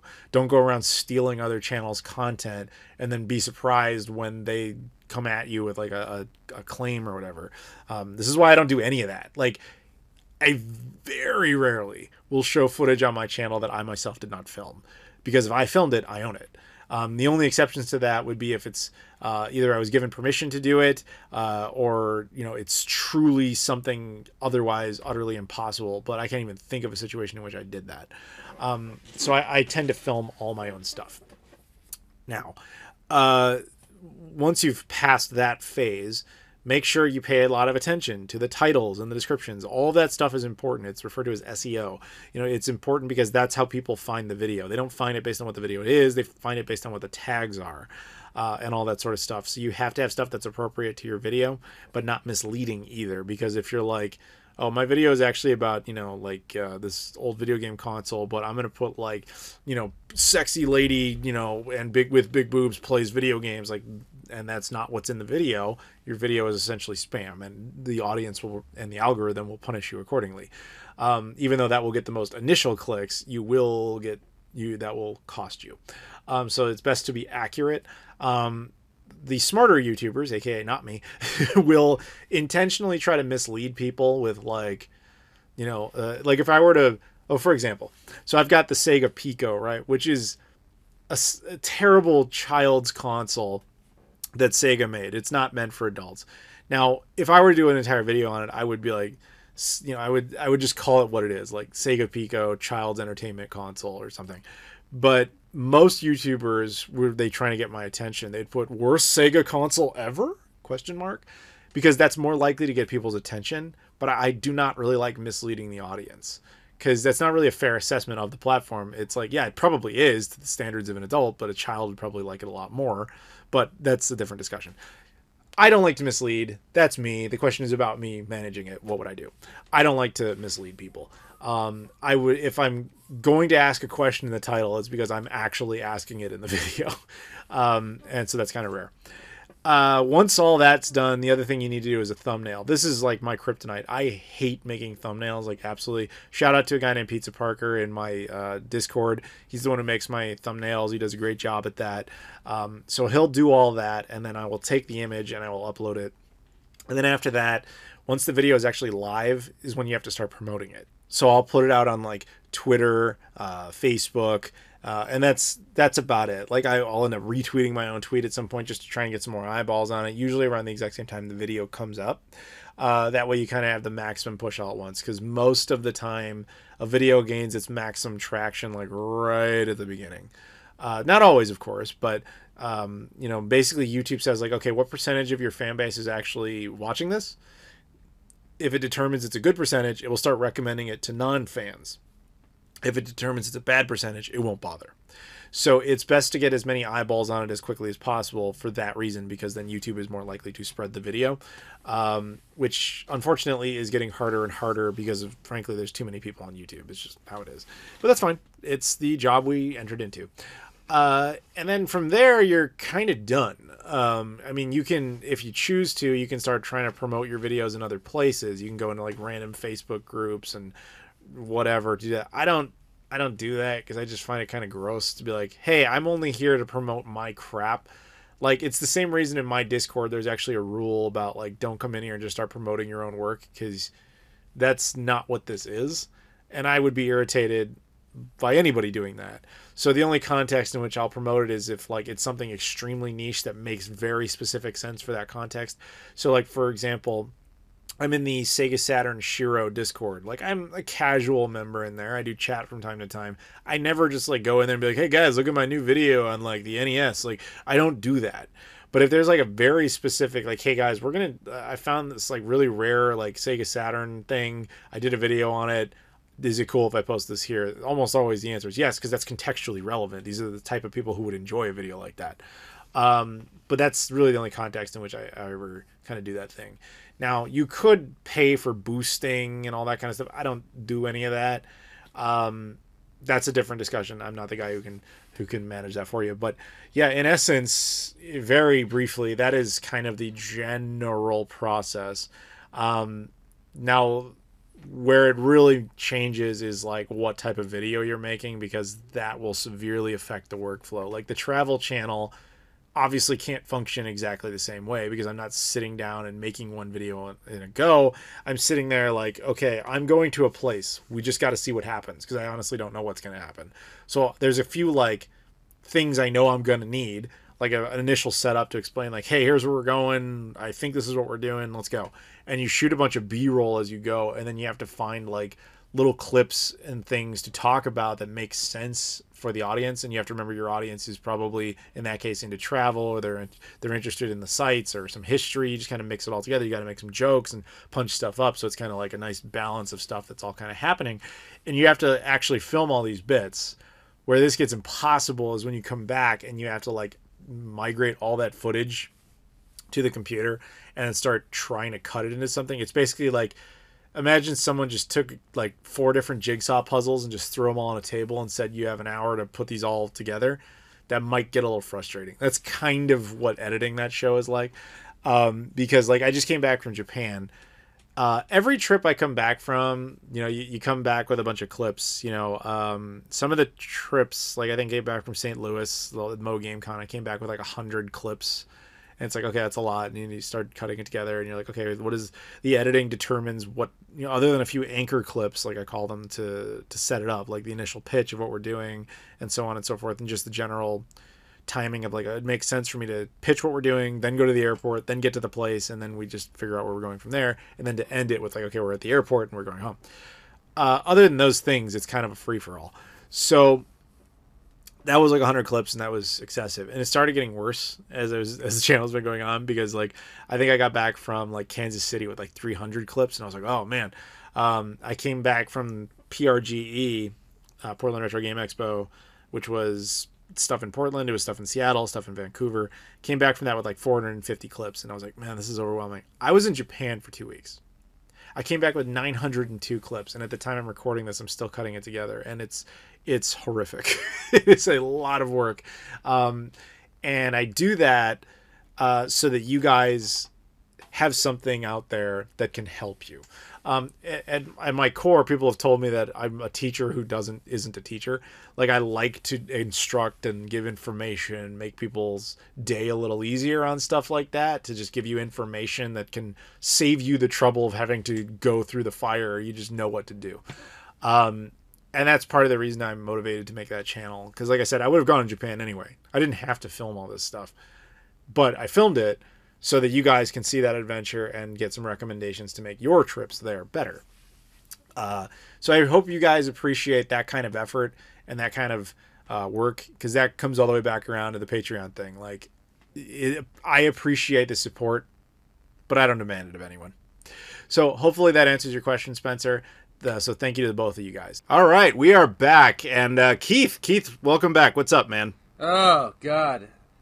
Well, I decided to actually watch the movie for this particular thing. The movie was Jurassic World Dominion, and I swear to God, I really wish I didn't do that. I kind of wish I just, read a review online and just let you rant about it, and I could just laugh on the side. But no, I decided to wake up early. I got my grocery shopping done, so that was kind of tough. It was super cold outside, and so I came home. My cats were bitching at me. I fed my cats, and I sat down and I rented on Amazon Prime for the lovely price of $5.99 Jurassic World Dominion, so I could be ready for this podcast. And I'm fucking pissed I did that. Oh my God! It's like they tried to rape my fucking childhood in front of my face. I'm just saying that. That's what it felt like. So, that's a first take for you guys. Well, okay, so hi, everybody. It's funny that you mentioned that I was going to be the one raging, and then you're just going to, and then I would, you'd be laughing. It's total role reversal here, because I've had time to process the failure. A couple weeks. So basically, today, guys, what we're going to be doing is we're going to be talking a bit about the Jurassic Park franchise, which, that's up to date. That's current, right? It's not old, and this movie came out in the summer. No. This is a now thing. Yes. Yeah, but to be fair, neither of us obviously saw it when it came out. The newest. What was it? Jurassic World Dominion. See, that movie is so. You can't even remember I can't even remember the fucking name of it. Dude, did you see Battle at Big Rock as well? No, I have not. Oh my God, it's just really bad short movie they did before that to set up for. It's really bad. It's not relevant. No part of me is surprised by that, but yeah. So we're gonna talk a little Jurassic Park franchise, I think, and then we'll probably talk more about the movie. So. Where do you want to start? Obviously, I think we both kind of feel the same. I actually saw this, so I just went to Japan, and I decided to watch it on the flight to Japan. And I thought, okay, 13-hour flight. I kind of wanted to see this movie. Everyone said it was terrible, but whatever. I'm on a plane. There's nothing else to do. Let's watch this. And even then, I was kind of I don't know if I ever want to watch movies again. After it was over. I remember sitting, during the movie, I'm sitting there, begging for it to stop. I was just oh, God, can this just end? I just didn't want to watch this anymore. That was a horrible film. So that's our initial impressions. Do you want to continue to dive into this, or do you want to talk about the franchise? I kind of wanted to talk about the franchise at first, but then I watched the movie Jurassic World Dominion, and I changed my opinion, and I want to fucking rail about this stupid fucking movie. All right, just go for it. Look, Jurassic World Dominion. Okay, I will start with the retrospective of Jurassic World came out in 1993. I'm sitting at the prime age of 8 years old. I finally get to go see it in the movie theaters after, everyone tells me, you gotta go see this movie, Jurassic Park. I finally get to see it. I have to sit on the side kind of area of the movie theater. I didn't even have a great seat. It was packed. And in 1993, that movie was magic. that movie was what you literally define as movie magic to me. Now, maybe not only because of my age, but because of what you actually saw happen. The technological leaps the movie made, the steps it took in bringing dinosaurs back to the mainstream. It was wonderful. But this fucking Jurassic World Dominion is a bunch of stupid shit crammed in with about 4 or 5 takebacks to the old movie that just kind of pissed me off rather than make me nostalgic and happy for the movie. So there's a lot of that around there. I still am processing this movie in my brain because I saw it probably less than an hour ago. So it is still pretty fresh in my mind. And the, God, I didn't need to see those guys on that screen again doing that stuff. And the fact that the movie changed from dinosaurs all over the world into a kind of like a corporate takedown, gather evidence movie mixed in with a rescue a kid movie. And then we're going to mix in also some nostalgia. I mean, fuck, this movie is all over the place, dude. Shit, I barely know where to begin. Yeah, it's really all over the place. I gotta say that. And it's like, it's 5 plots, like 3 or 4 plots stuffed into this movie where when you just want to watch dinosaurs, where it just doesn't work. I don't understand how hard it is to have people get chased by dinosaurs. How hard is that to write? You know? I'm not a writer, but how fucking hard is that to write to have people get chased by dinosaurs without putting in stupid shit? God damn it. Sorry, one sec. Go ahead, Adam. No, I mean, like, I understand what's going through your mind. I was you, like, 2 weeks ago. Yeah. See, you get a little more time to process this.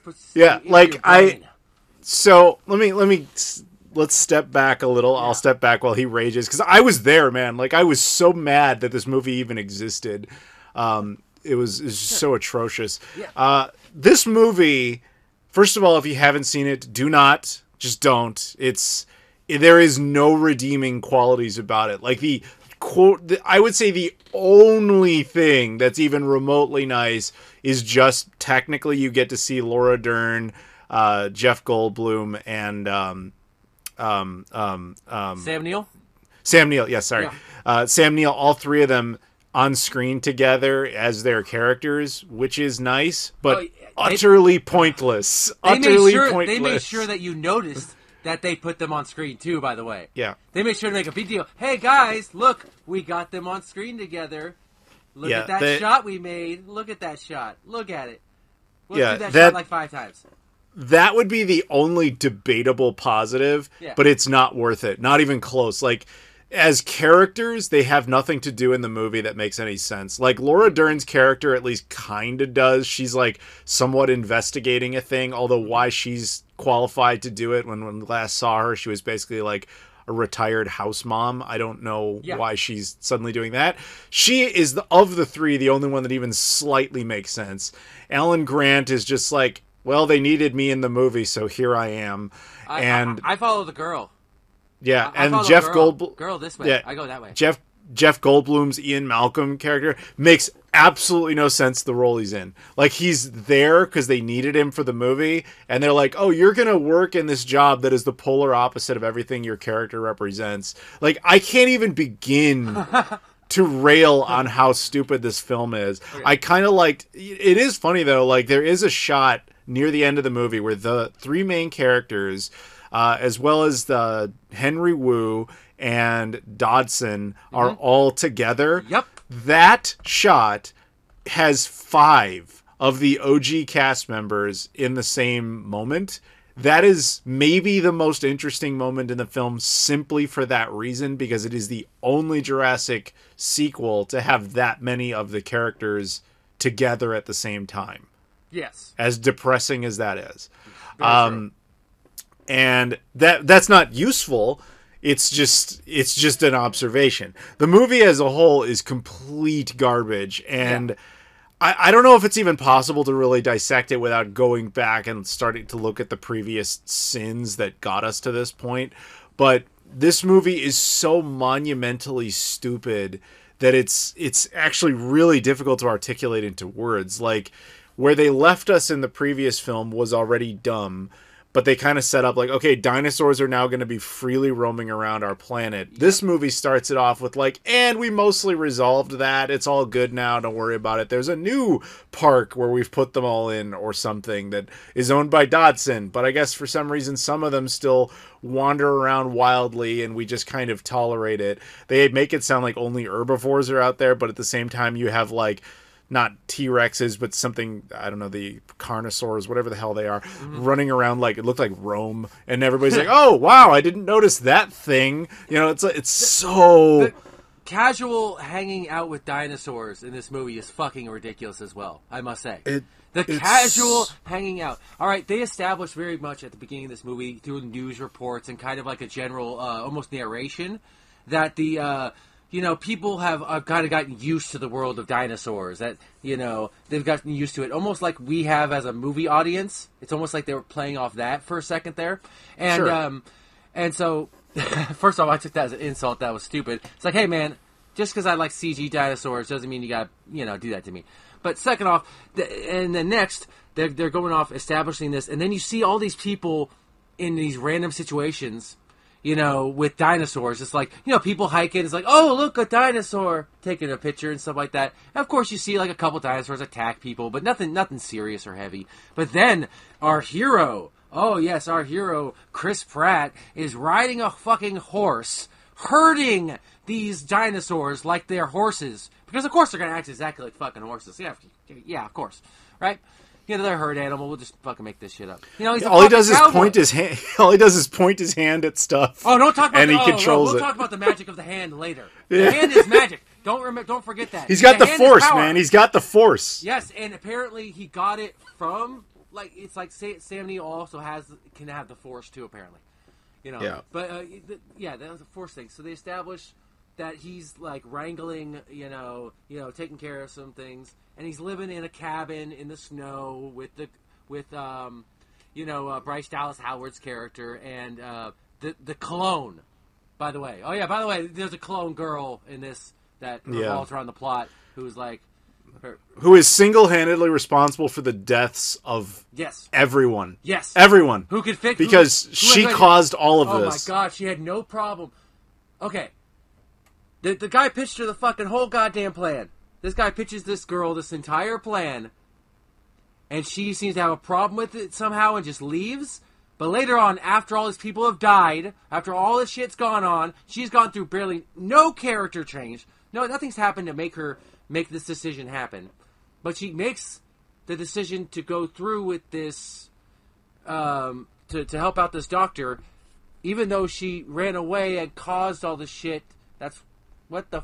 I'm sorry, I am losing track of this particular situation, but yes, it's not your fault, ridiculous. Dude. It's an impossible movie to keep track of. Yeah, it makes, dude. Let me put this to you. Yeah. Do you know this movie is more about insects than it is dinosaurs? Yes, it is. Absolutely, there is a greater focus, a narrative thrust is about locusts. Yep, that's what drives the movie. It's like, all right. Let me try to break this down a different way. This movie.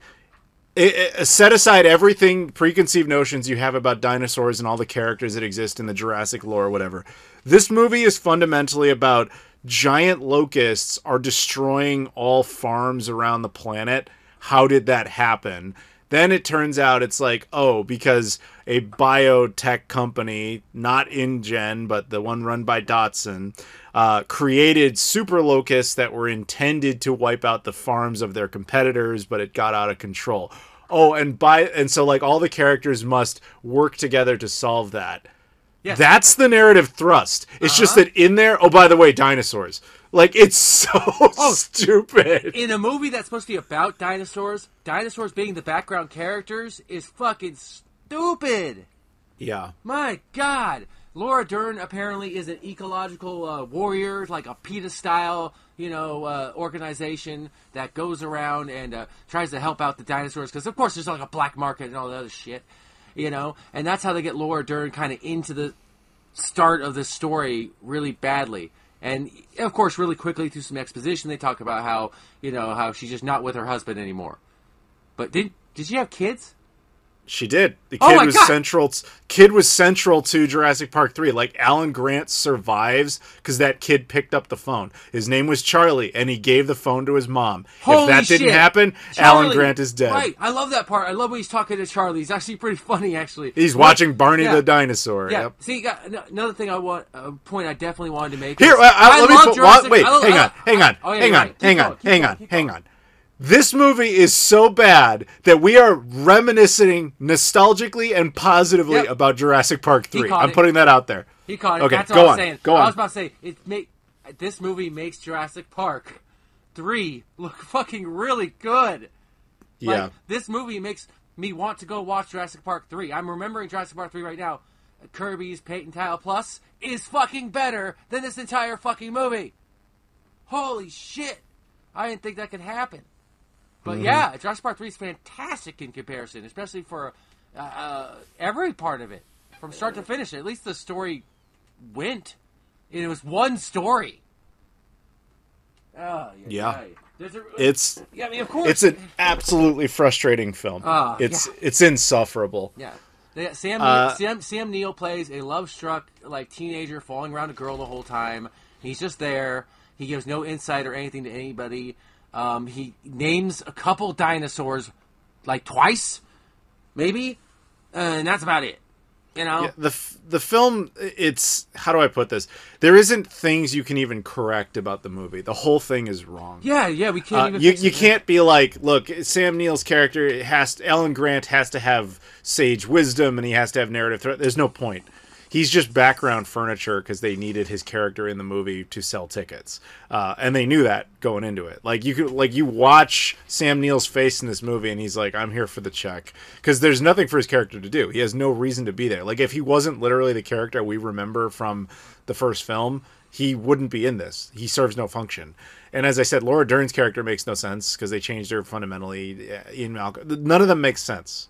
That has to be established. Yep. There's only one line of logic in this film I actually appreciate, one narrative thread they pulled on that I actually enjoyed. Yeah. They just went with it in the absolute stupidest direction.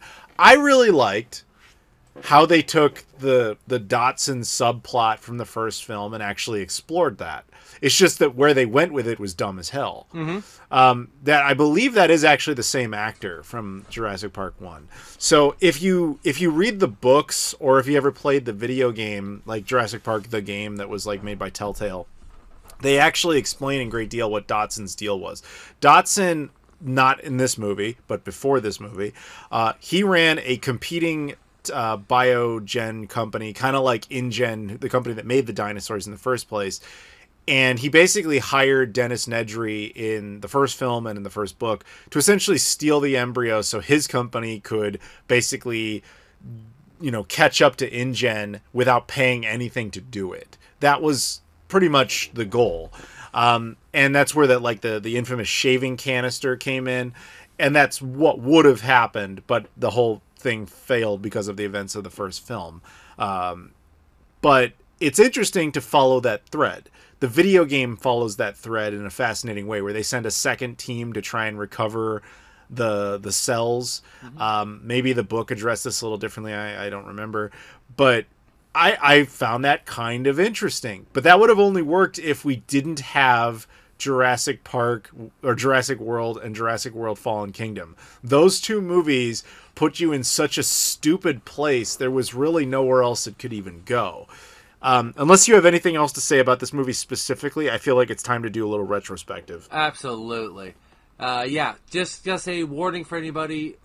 If you just read a review about it or something, if you really have to be curious, there's not even good visuals to see. There's nothing in this movie, guys. No. There's nothing positive about. I literally said the only two things I vaguely considered positive, which was it's kind of cool to see the cast reunite for one shot, which is worthless. You can see literally a photo. You just saw it. That's done. And the narrative thread that could have been with Dotson. That's it. And that didn't even work. They didn't do it right. So I had 3 moments only in the movie that please tell me. I enjoyed, which were unfortunately all Jeff Goldblum random shit. which was Jeff Goldblum, which was Jeff Goldblum. The fact that his shirt was still undone again, I thought that was cool. And then when that one girl looks at him and he does it back up because he's an old guy now. That for some reason gave me a chuckle. Also, the fact that Jeff Goldblum can't seem to run, which is very funny. He's an old guy. Yeah, he's an old man. So his run was very interesting there. And, mostly just watching Jeff Goldblum, be Jeff Goldblum was the only positive I got from it. One of the things I really hate about films like this, because this is not, I want to be very clear, I'm just going to say it, this is not a sequel. This is a bastardization of an IP. This is the same thing that happened to the Disney era Star Wars movies. They aren't trying to make things that logically connect to what you remember. They're just calling them that. What they are is nostalgia bait and nothing more. They're trying to basically take vaguely what you remember, amp up a couple areas, give you a bunch of weird references that only an audience would understand, not the characters in the actual reality. Hence what you just mentioned with Jeff Goldblum buttoning his shirt. Yep. Why would that happen? It's a reference to what happens in the first film. That's the only reason that's there. It's not because it makes any sense in the moment. This is what I hate about modern sequels to classic IPs. They're no longer really sequels. They're just, hey, remember that movie? Yeah, I remember watching that 20 years ago. Oh, he said the thing. He said the line. He said it just like he said it in the old movie. Wow. I hate nostalgia berry movies. Yeah. They just ruin everything. And it's so annoying. But, do I even want to give it the benefit of the doubt of treating it like a sequel? Do we want to do a retrospect? Does it even matter? Dude, I don't even want to give it the actual Memberberry movie treatment. Honestly, to me, this seems like another script they picked out of a fucking drawer, mixed with another script they put out of the drawer, and then they decided to put Jurassic World shit on top of it. Yeah, I don't think they actually wrote an actual Memberberry's story. Like when someone goes back and writes something just purely on nostalgia alone, you see moments throughout. Not like a couple random moments only fans would get with a legit nod to the camera. It almost feels like they threw the script for Jurassic Park, all the Jurassic Park movies, into an algorithm. Specifically the first movie and Lost Kingdom or whatever. Or Fallen Kingdom. It feels like they put those two scripts in an AI and said, generate another one based on these two. Dude, and it just shot something out. I think you did it. Dude, I think you cracked the code. That's what it feels happened. like. I think that's how they fucking did the movie. Again, with stupid references all right, so Jurassic Park 1. Here's a prime example of why this works versus this doesn't work. Yep. So in Jurassic Park, the 93 film, it is very clearly established that the T-Rex has vision issues based on movement. So you can only see stuff that's moving, right? That's an infamous line. Everybody remembers that. And so Ian Grant is telling, Malcolm, freeze, don't move. It can't see you if you don't move. And so to get the thing's attention when they need to, they light a flare because that's visual movement that's, illuminated, and then he can just toss the flare and the T-Rex will follow. It all makes sense. There's a through line of logic. This movie has the stupid flare scene with absolutely no reason for that. It operates under the assumption, I guess all dinosaurs are like that. Haha. No, that's just a reference that people vaguely remember from the first film. It doesn't actually make any sense in this one. And why are you doing that? You're doing it because the audience remembers guy throws flare, dinosaur follow. Mm-hmm. That's why you're doing that. Not because it makes any sense. The filmmaker in me, what's left of me, because I did go to film school, is just who are these people writing this crap? But at the same time, we're the losers. We watched this. I mean, You said it yourself. You spent, $6 to rent this? So you spent money on this. I didn't even spend the money. I saw it on a plane. Lucky. But I know, right? But on the people, this movie made money. Yep. It was a success. And it was complete garbage. They have no incentive to make better films when people support this. Jesus. Hence, I am telling you, if you're out there and you didn't see this, don't. Just don't. It is not. There's really nothing redeeming in it. Would you say it was $1 billion idea? I have no idea what it generated off the top of my head, but it generated $1 billion. There you go. Oh, that tells you. I'm sorry. That's like a no faith in humanity moment. Like that's that's just terrible. It is an awful, truly awful. I'm not even sure I would call it a film. It's not even really a movie. It's just like stuff that's going on and makes no sense. It's character overload, and they try to do that like. They kind of try to do the Rise of Skywalker thing where they're like, we're going to wrap up the whole thing by bringing characters together, which makes no sense. I wanted to bring up that point, actually, because it feels almost like Jurassic World was Force Awakens, because it was a lot of just the first movie over again, and then they completely shit the bed. I almost want to call this movie Jurassic World Rise of Skywalker. Oh, there you go. Go for it. Like, that's kind of what I want to call this. So, all right, I can't help myself. Yeah, let's get out of here. No, well, are we leaving? Are we done? No. I meant like out of. I'm sorry. Did you want to? All right. Okay. Yeah, I got you. I want to talk a little bit about the retrospective of like the franchise as a whole. Now, what we're gonna do even though I did bring up the video game and the books, I'm gonna set that stuff aside. Although there is actually a Jurassic Park sequel you can watch on my channel, by the way, Jurassic Park 1.5. It's based off of the video game, and that was actually pretty good. It takes place like just after Jurassic Park 1, but before Jurassic Park 2. Watch that if you want a good Jurassic Park sequel. Watch that. Telltale did a great job. Anyway, so there is a problem with Jurassic Park sequels that has existed all the way back to Lost World. I want this on record. Mm-hmm. There are no good Jurassic Park sequels. They do not exist. Correct. There are, I would argue officially, there are 6 Jurassic Park films. I'm not even going to include the Telltale one, even though like I said, there is a movie of it. It exists on my YouTube channel. You can watch it. I won't even count that. And I won't count any of the supplemental material. We're just the 6 films. Mm-hmm. The only one of those that is good is the first film, which I'm sure a lot of people would agree it's the best one. I doubt there's too many people arguing that. But the thing is, that movie, under Steven Spielberg and under like basic film structure, under the passion of Michael Crichton's original story, it came from a place of like, I have an idea, I have a story to tell, and here's the narrative thrust of it. One of the core reasons that movie works is it's intelligent people thrust into a situation that was predictable but out of control. Kind of like, almost like Jaws. Like, Jaws is essentially terrifying because the characters aren't stupid. They're just thrust into a situation with insurmountable elements, like a super shark that they just can't deal with. Like, anybody theoretically could have been swimming and Jaws attacked them.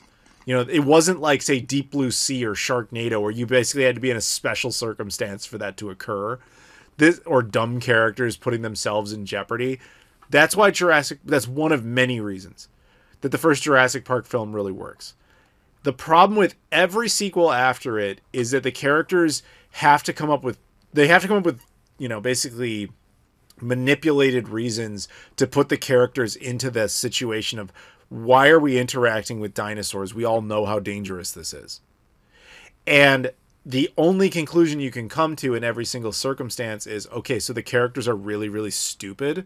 And that really draws you out of the film as an audience, because you're like, well, this is dumb. I wouldn't do this. Why are they doing this? And I'm like, even as a child, when I saw Jurassic Park, what the hell is the second one called? The Lost World. Lost World's right. I hate that movie so much. Oh, it's the worst. Yeah. It's so bad.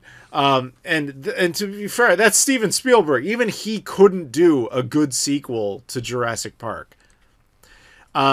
Even as a child, I recognized that this was stupid right from the opening scene. The opening scene of that film is a British family goes to Site B, Isla Nublar, or Isla Sorna. I forget which one's which. Yeah. But anyway, they go to the island, and as the audience, you're like, oh, don't do that. Like, even as a child, you're like, don't go there. Why would you do that?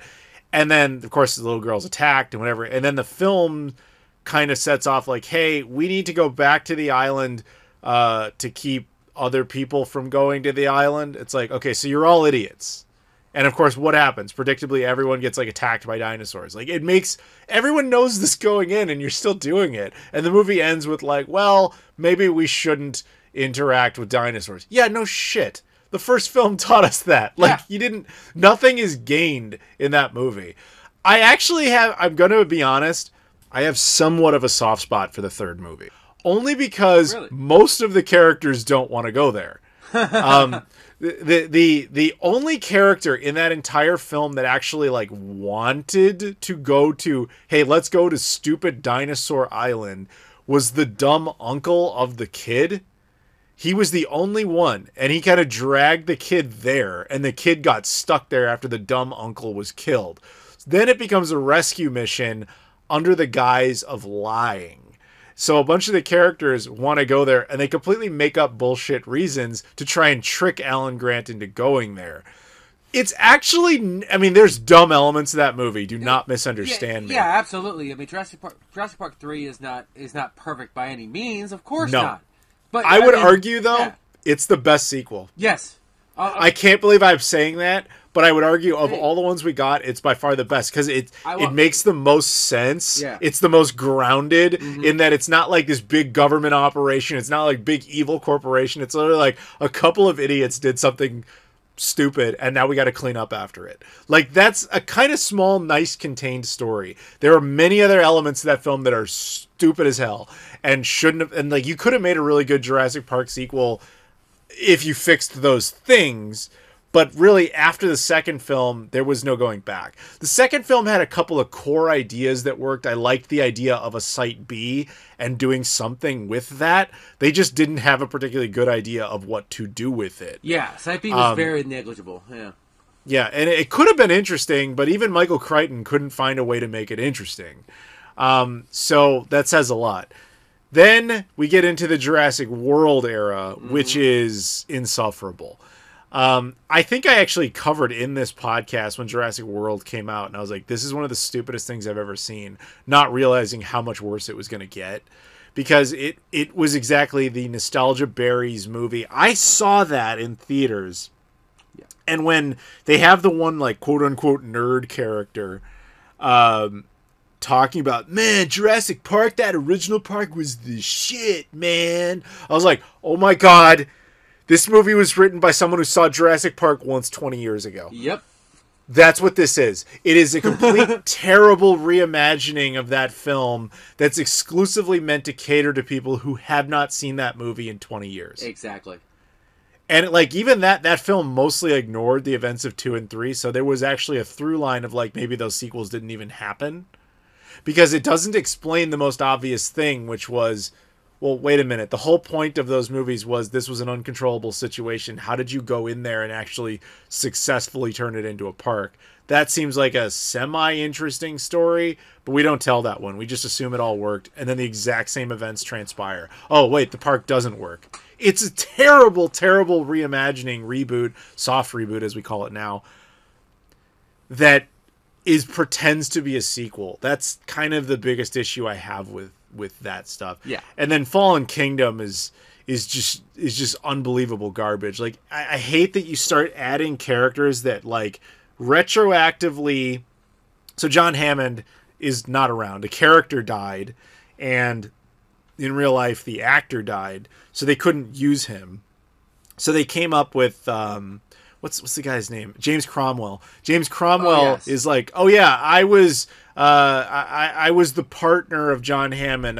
There's no reference to me of any kind in any way, shape, or form, but totes, I was there. I'm the one he was trusted. Yeah, I'm the most trusted advisor he would trust with all the formulas and all of his secrets. And you're like, wait, what? Want me to? Were you the butler? That doesn't work. Were you like his butler? And by the way, we made clone people, and really this was all about making clone people. What? What are you talking about now?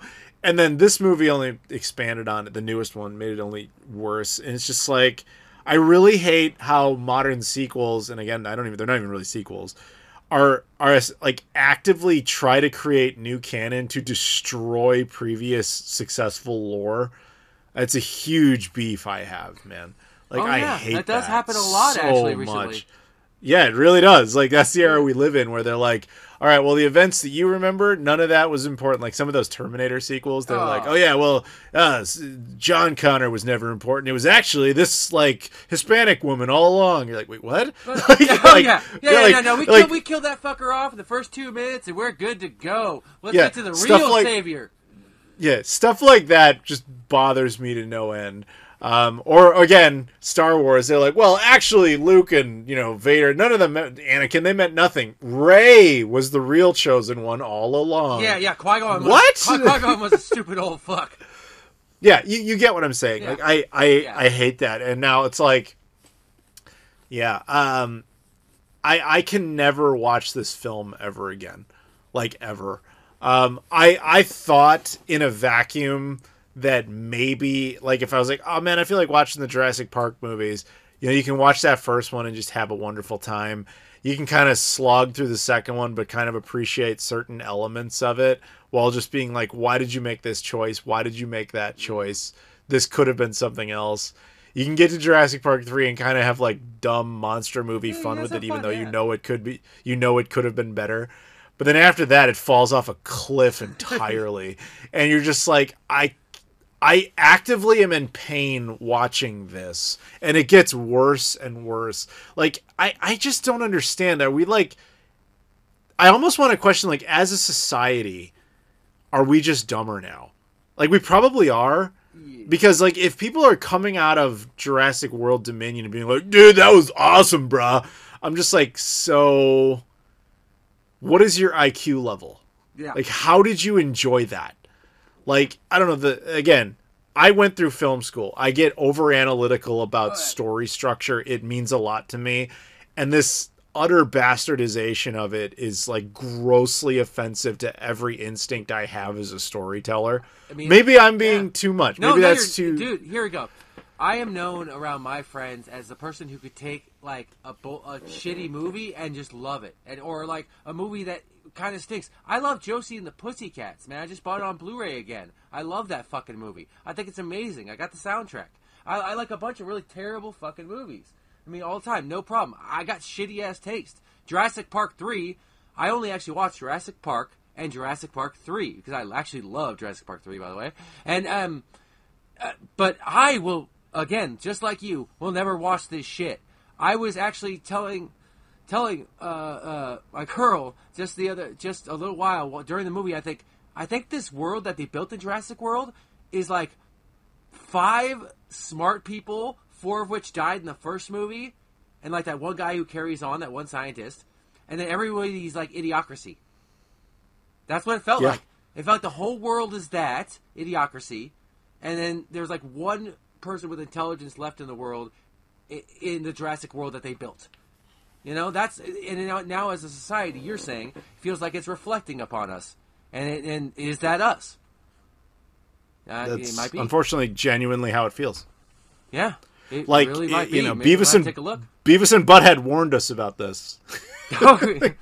I mean, it's very funny to. I can laugh and have fun with Beavis and Butthead. I don't take on their mannerisms and burn shit or. No. That's not what I meant. Okay, sorry. You mentioned Mike Judge essentially because he made Idiocracy. He made Beavis and Butthead not to make stupid characters. He actually made them to basically be considered a warning. He's like, if we don't start working on our educational system, yes, Beavis and Butthead are what everybody's going to turn into. Same thing with that was the problem. Well. That was the problem with the 2011 season. Mm-hmm. Remember, they just came back for like one season, 10 years ago. That was the biggest critique of that season was Beavis and Butthead were now smarter than the characters they were making fun of. They were sitting there watching Jersey Shore, and they were smarter than the people on Jersey Shore. So the warning actually came into fruition. Like, this doesn't quite apply to the newest season. Yeah. The newest season is great, by the way. Which I believe we talked about a while ago. Yep. That first episode was a little rough, but after that, they've all been like amazing. So follow up to that. But yeah, essentially, we're at the point where like the only people that could like Jurassic Park, Jurassic World Dominion or whatever is like literally Beavis and Butthead. Or people with that intellectual capacity. If you're out there and you're like, dude, I really like the movie, I have to ask why. Mm-hmm. Like, do you just like colors? Like, what was it You know, like I understand the euphoria potential of nostalgia overload, but that doesn't make a good movie. That's just tricking your brain into like, hey, remember the better one? That's all it's doing, is giving you a chemical reaction that excites you with the concept of familiar and happy. That's what that is. But that doesn't mean the movie itself is any good. Try putting on your analytical hat and rewatch the same film and tell me if you still feel that way. Because it is a garbage movie. And it's depressing that it did so well, because it just means this trend isn't going anywhere. This is how you get Matrix 4. This is how you get Rise of Skywalker.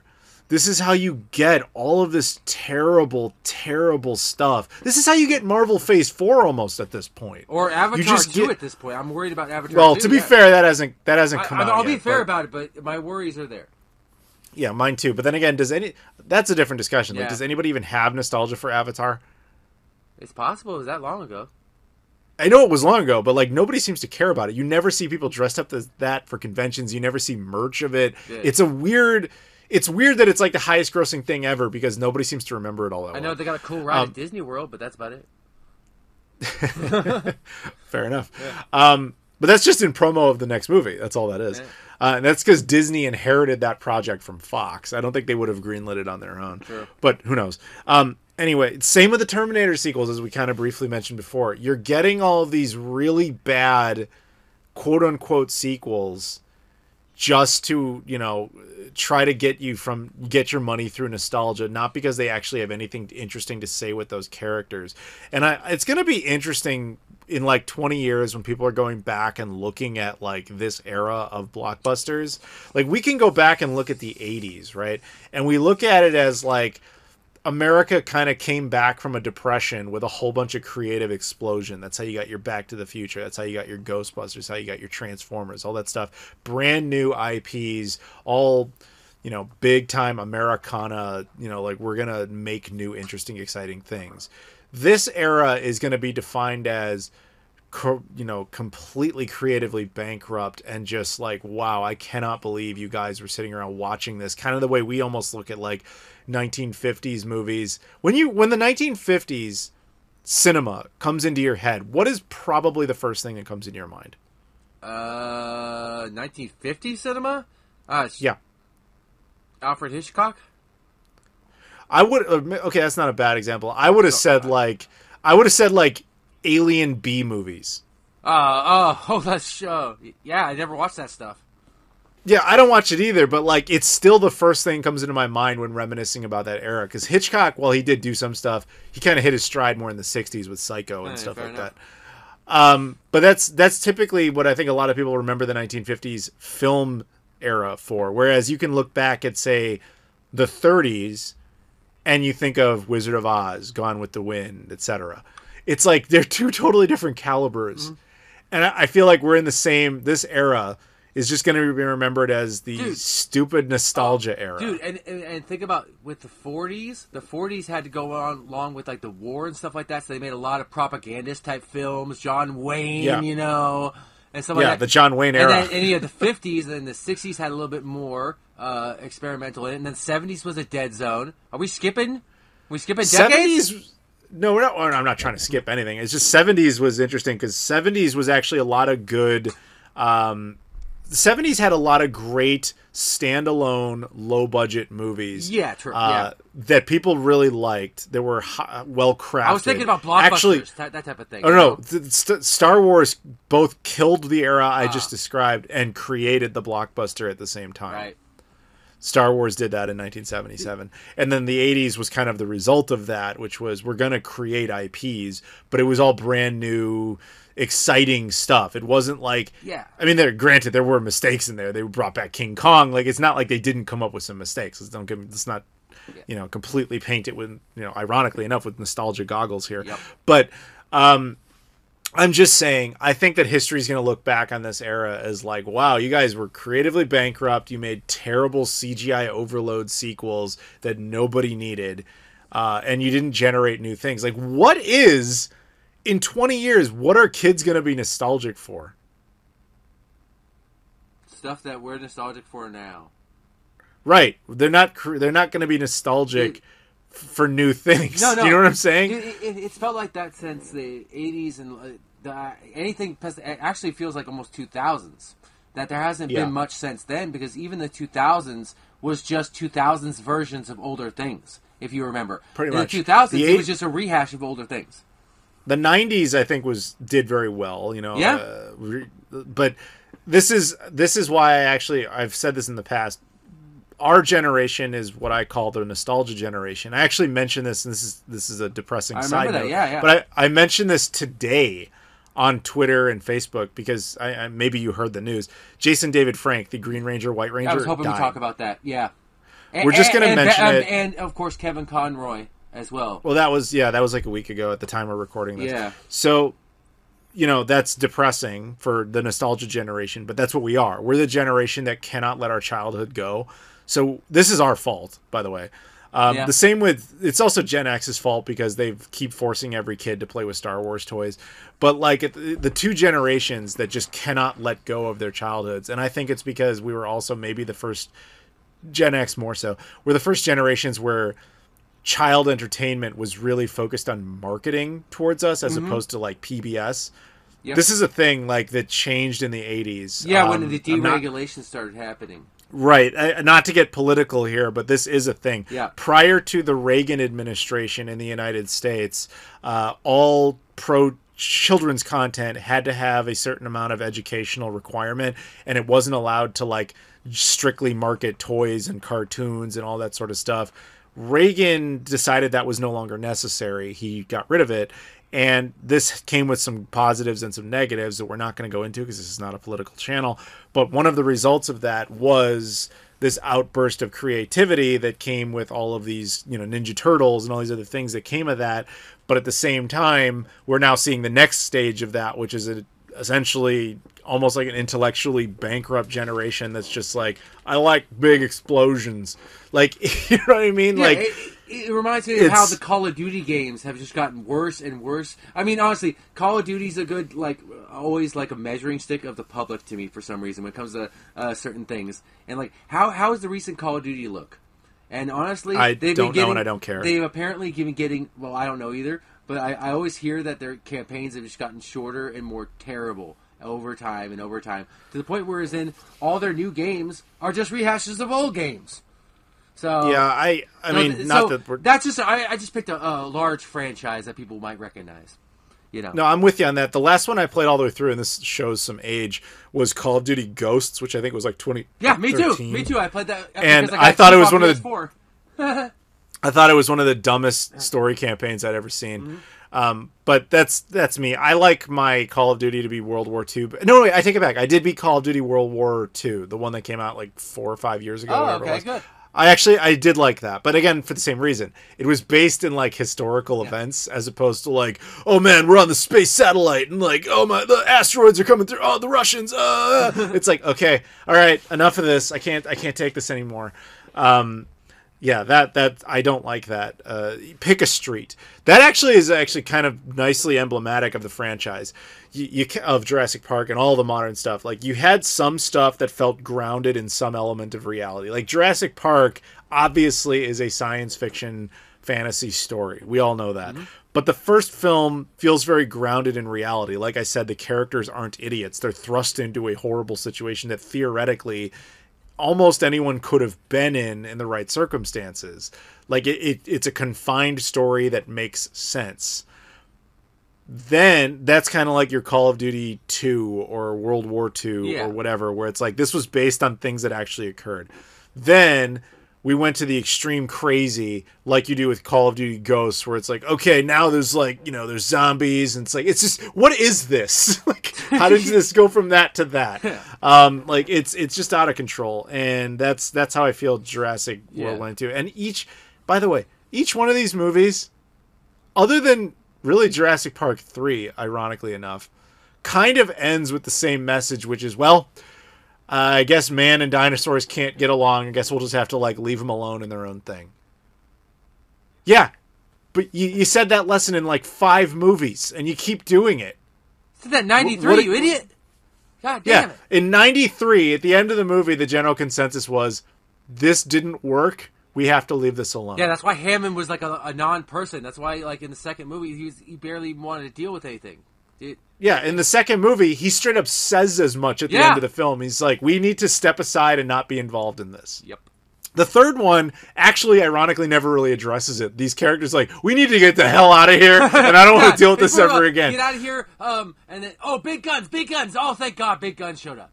Okay. Yeah, which was kind of, it actually made a lot of sense. Yeah. Like, they're like, we're trying to do a search and rescue on a dinosaur island. We're going to need weapons. Yeah, it actually made sense. Yeah, absolutely. With the exception of that stupid pterodactyl thing, they should not have done that. Oh, the flying off, they shouldn't have done that. Or Pteranodon, whatever it was.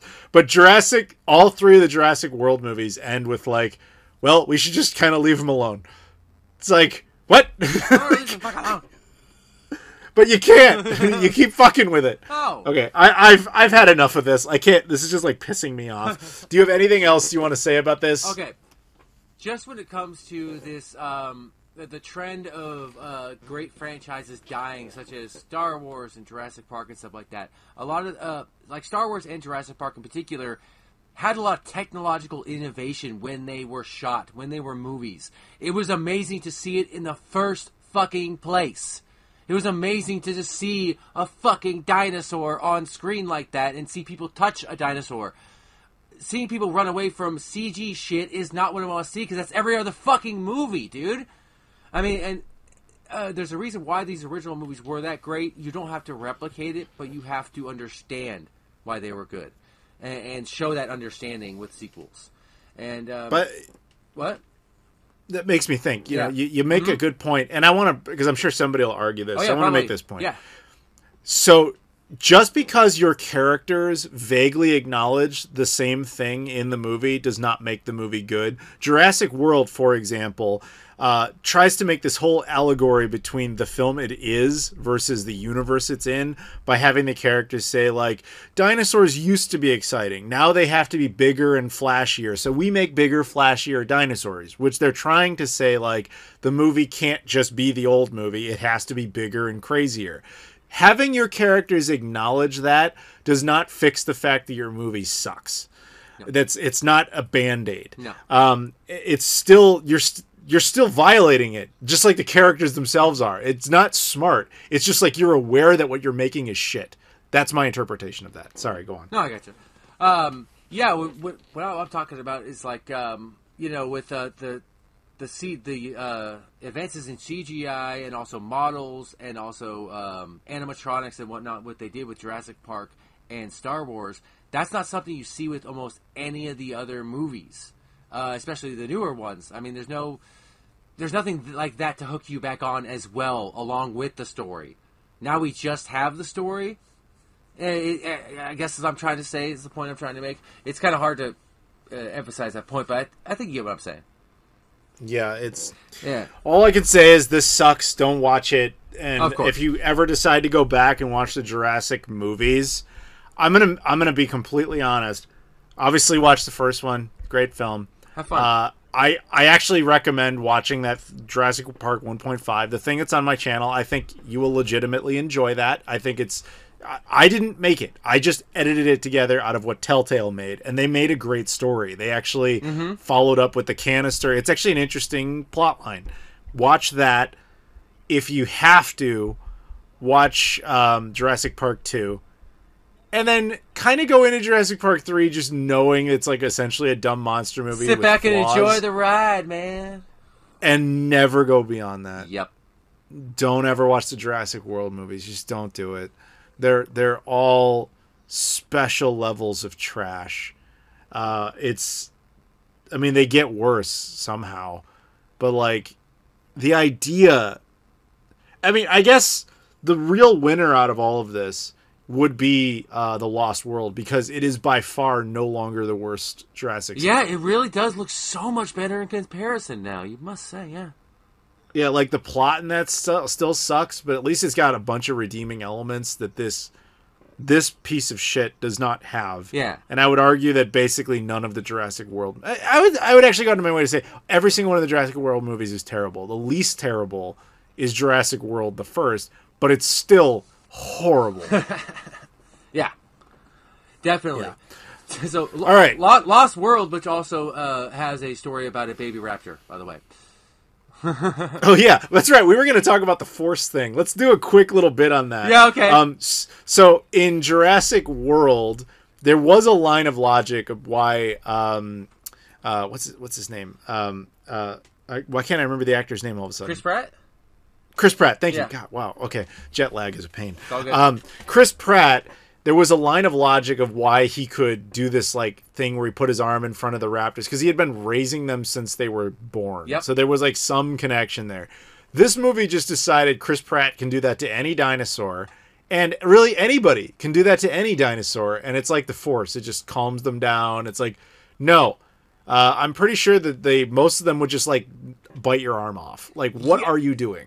I know a lot of animal trainers, and the Jurassic World series drives them fucking batshit crazy. It pisses them off.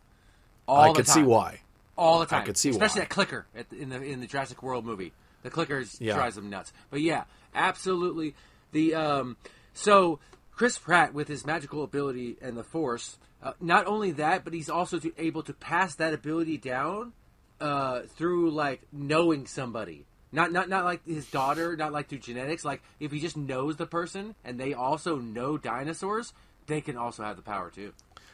Yeah, I'm pretty sure Alan Grant does it in this movie. And it's just, yeah, he does. I just watched it. We're done with this. Like I can't. This movie is insufferable. Please don't ever watch it. Yeah. The only benefit to watching this film is to watch all the great video essays on how bad it is.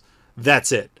Or fully understanding this review, etc. Do not watch it for any other reason. Yeah. Definitely don't pay for it. Sorry that you did. It is terrible. Terrible. Go watch Jurassic Park. Enjoy the great moments in there, man. Enjoy. Yeah, Get your nostalgia while actually watching the thing that gives you nostalgia. Precisely. Go watch Jurassic Park in 4K and just end it there. Yep. All right. So I think that'll do it here. So, dude. Yeah, thank you, of course, for joining me, Keith. Of course. As always. Huge shout out to, of course, Abdullah for joining me earlier, Joseph for joining me as well. Shout out to Luis Bonilla, Loke, Michael Kelly, Tim Inman, Trey Wagner, Cox, Chuck Shaw, and Spencer Peryear for their contributions. As always, I appreciate that. So hopefully Rob feels a little better and we see him again next time. Thank you very much, and I'll see you all later.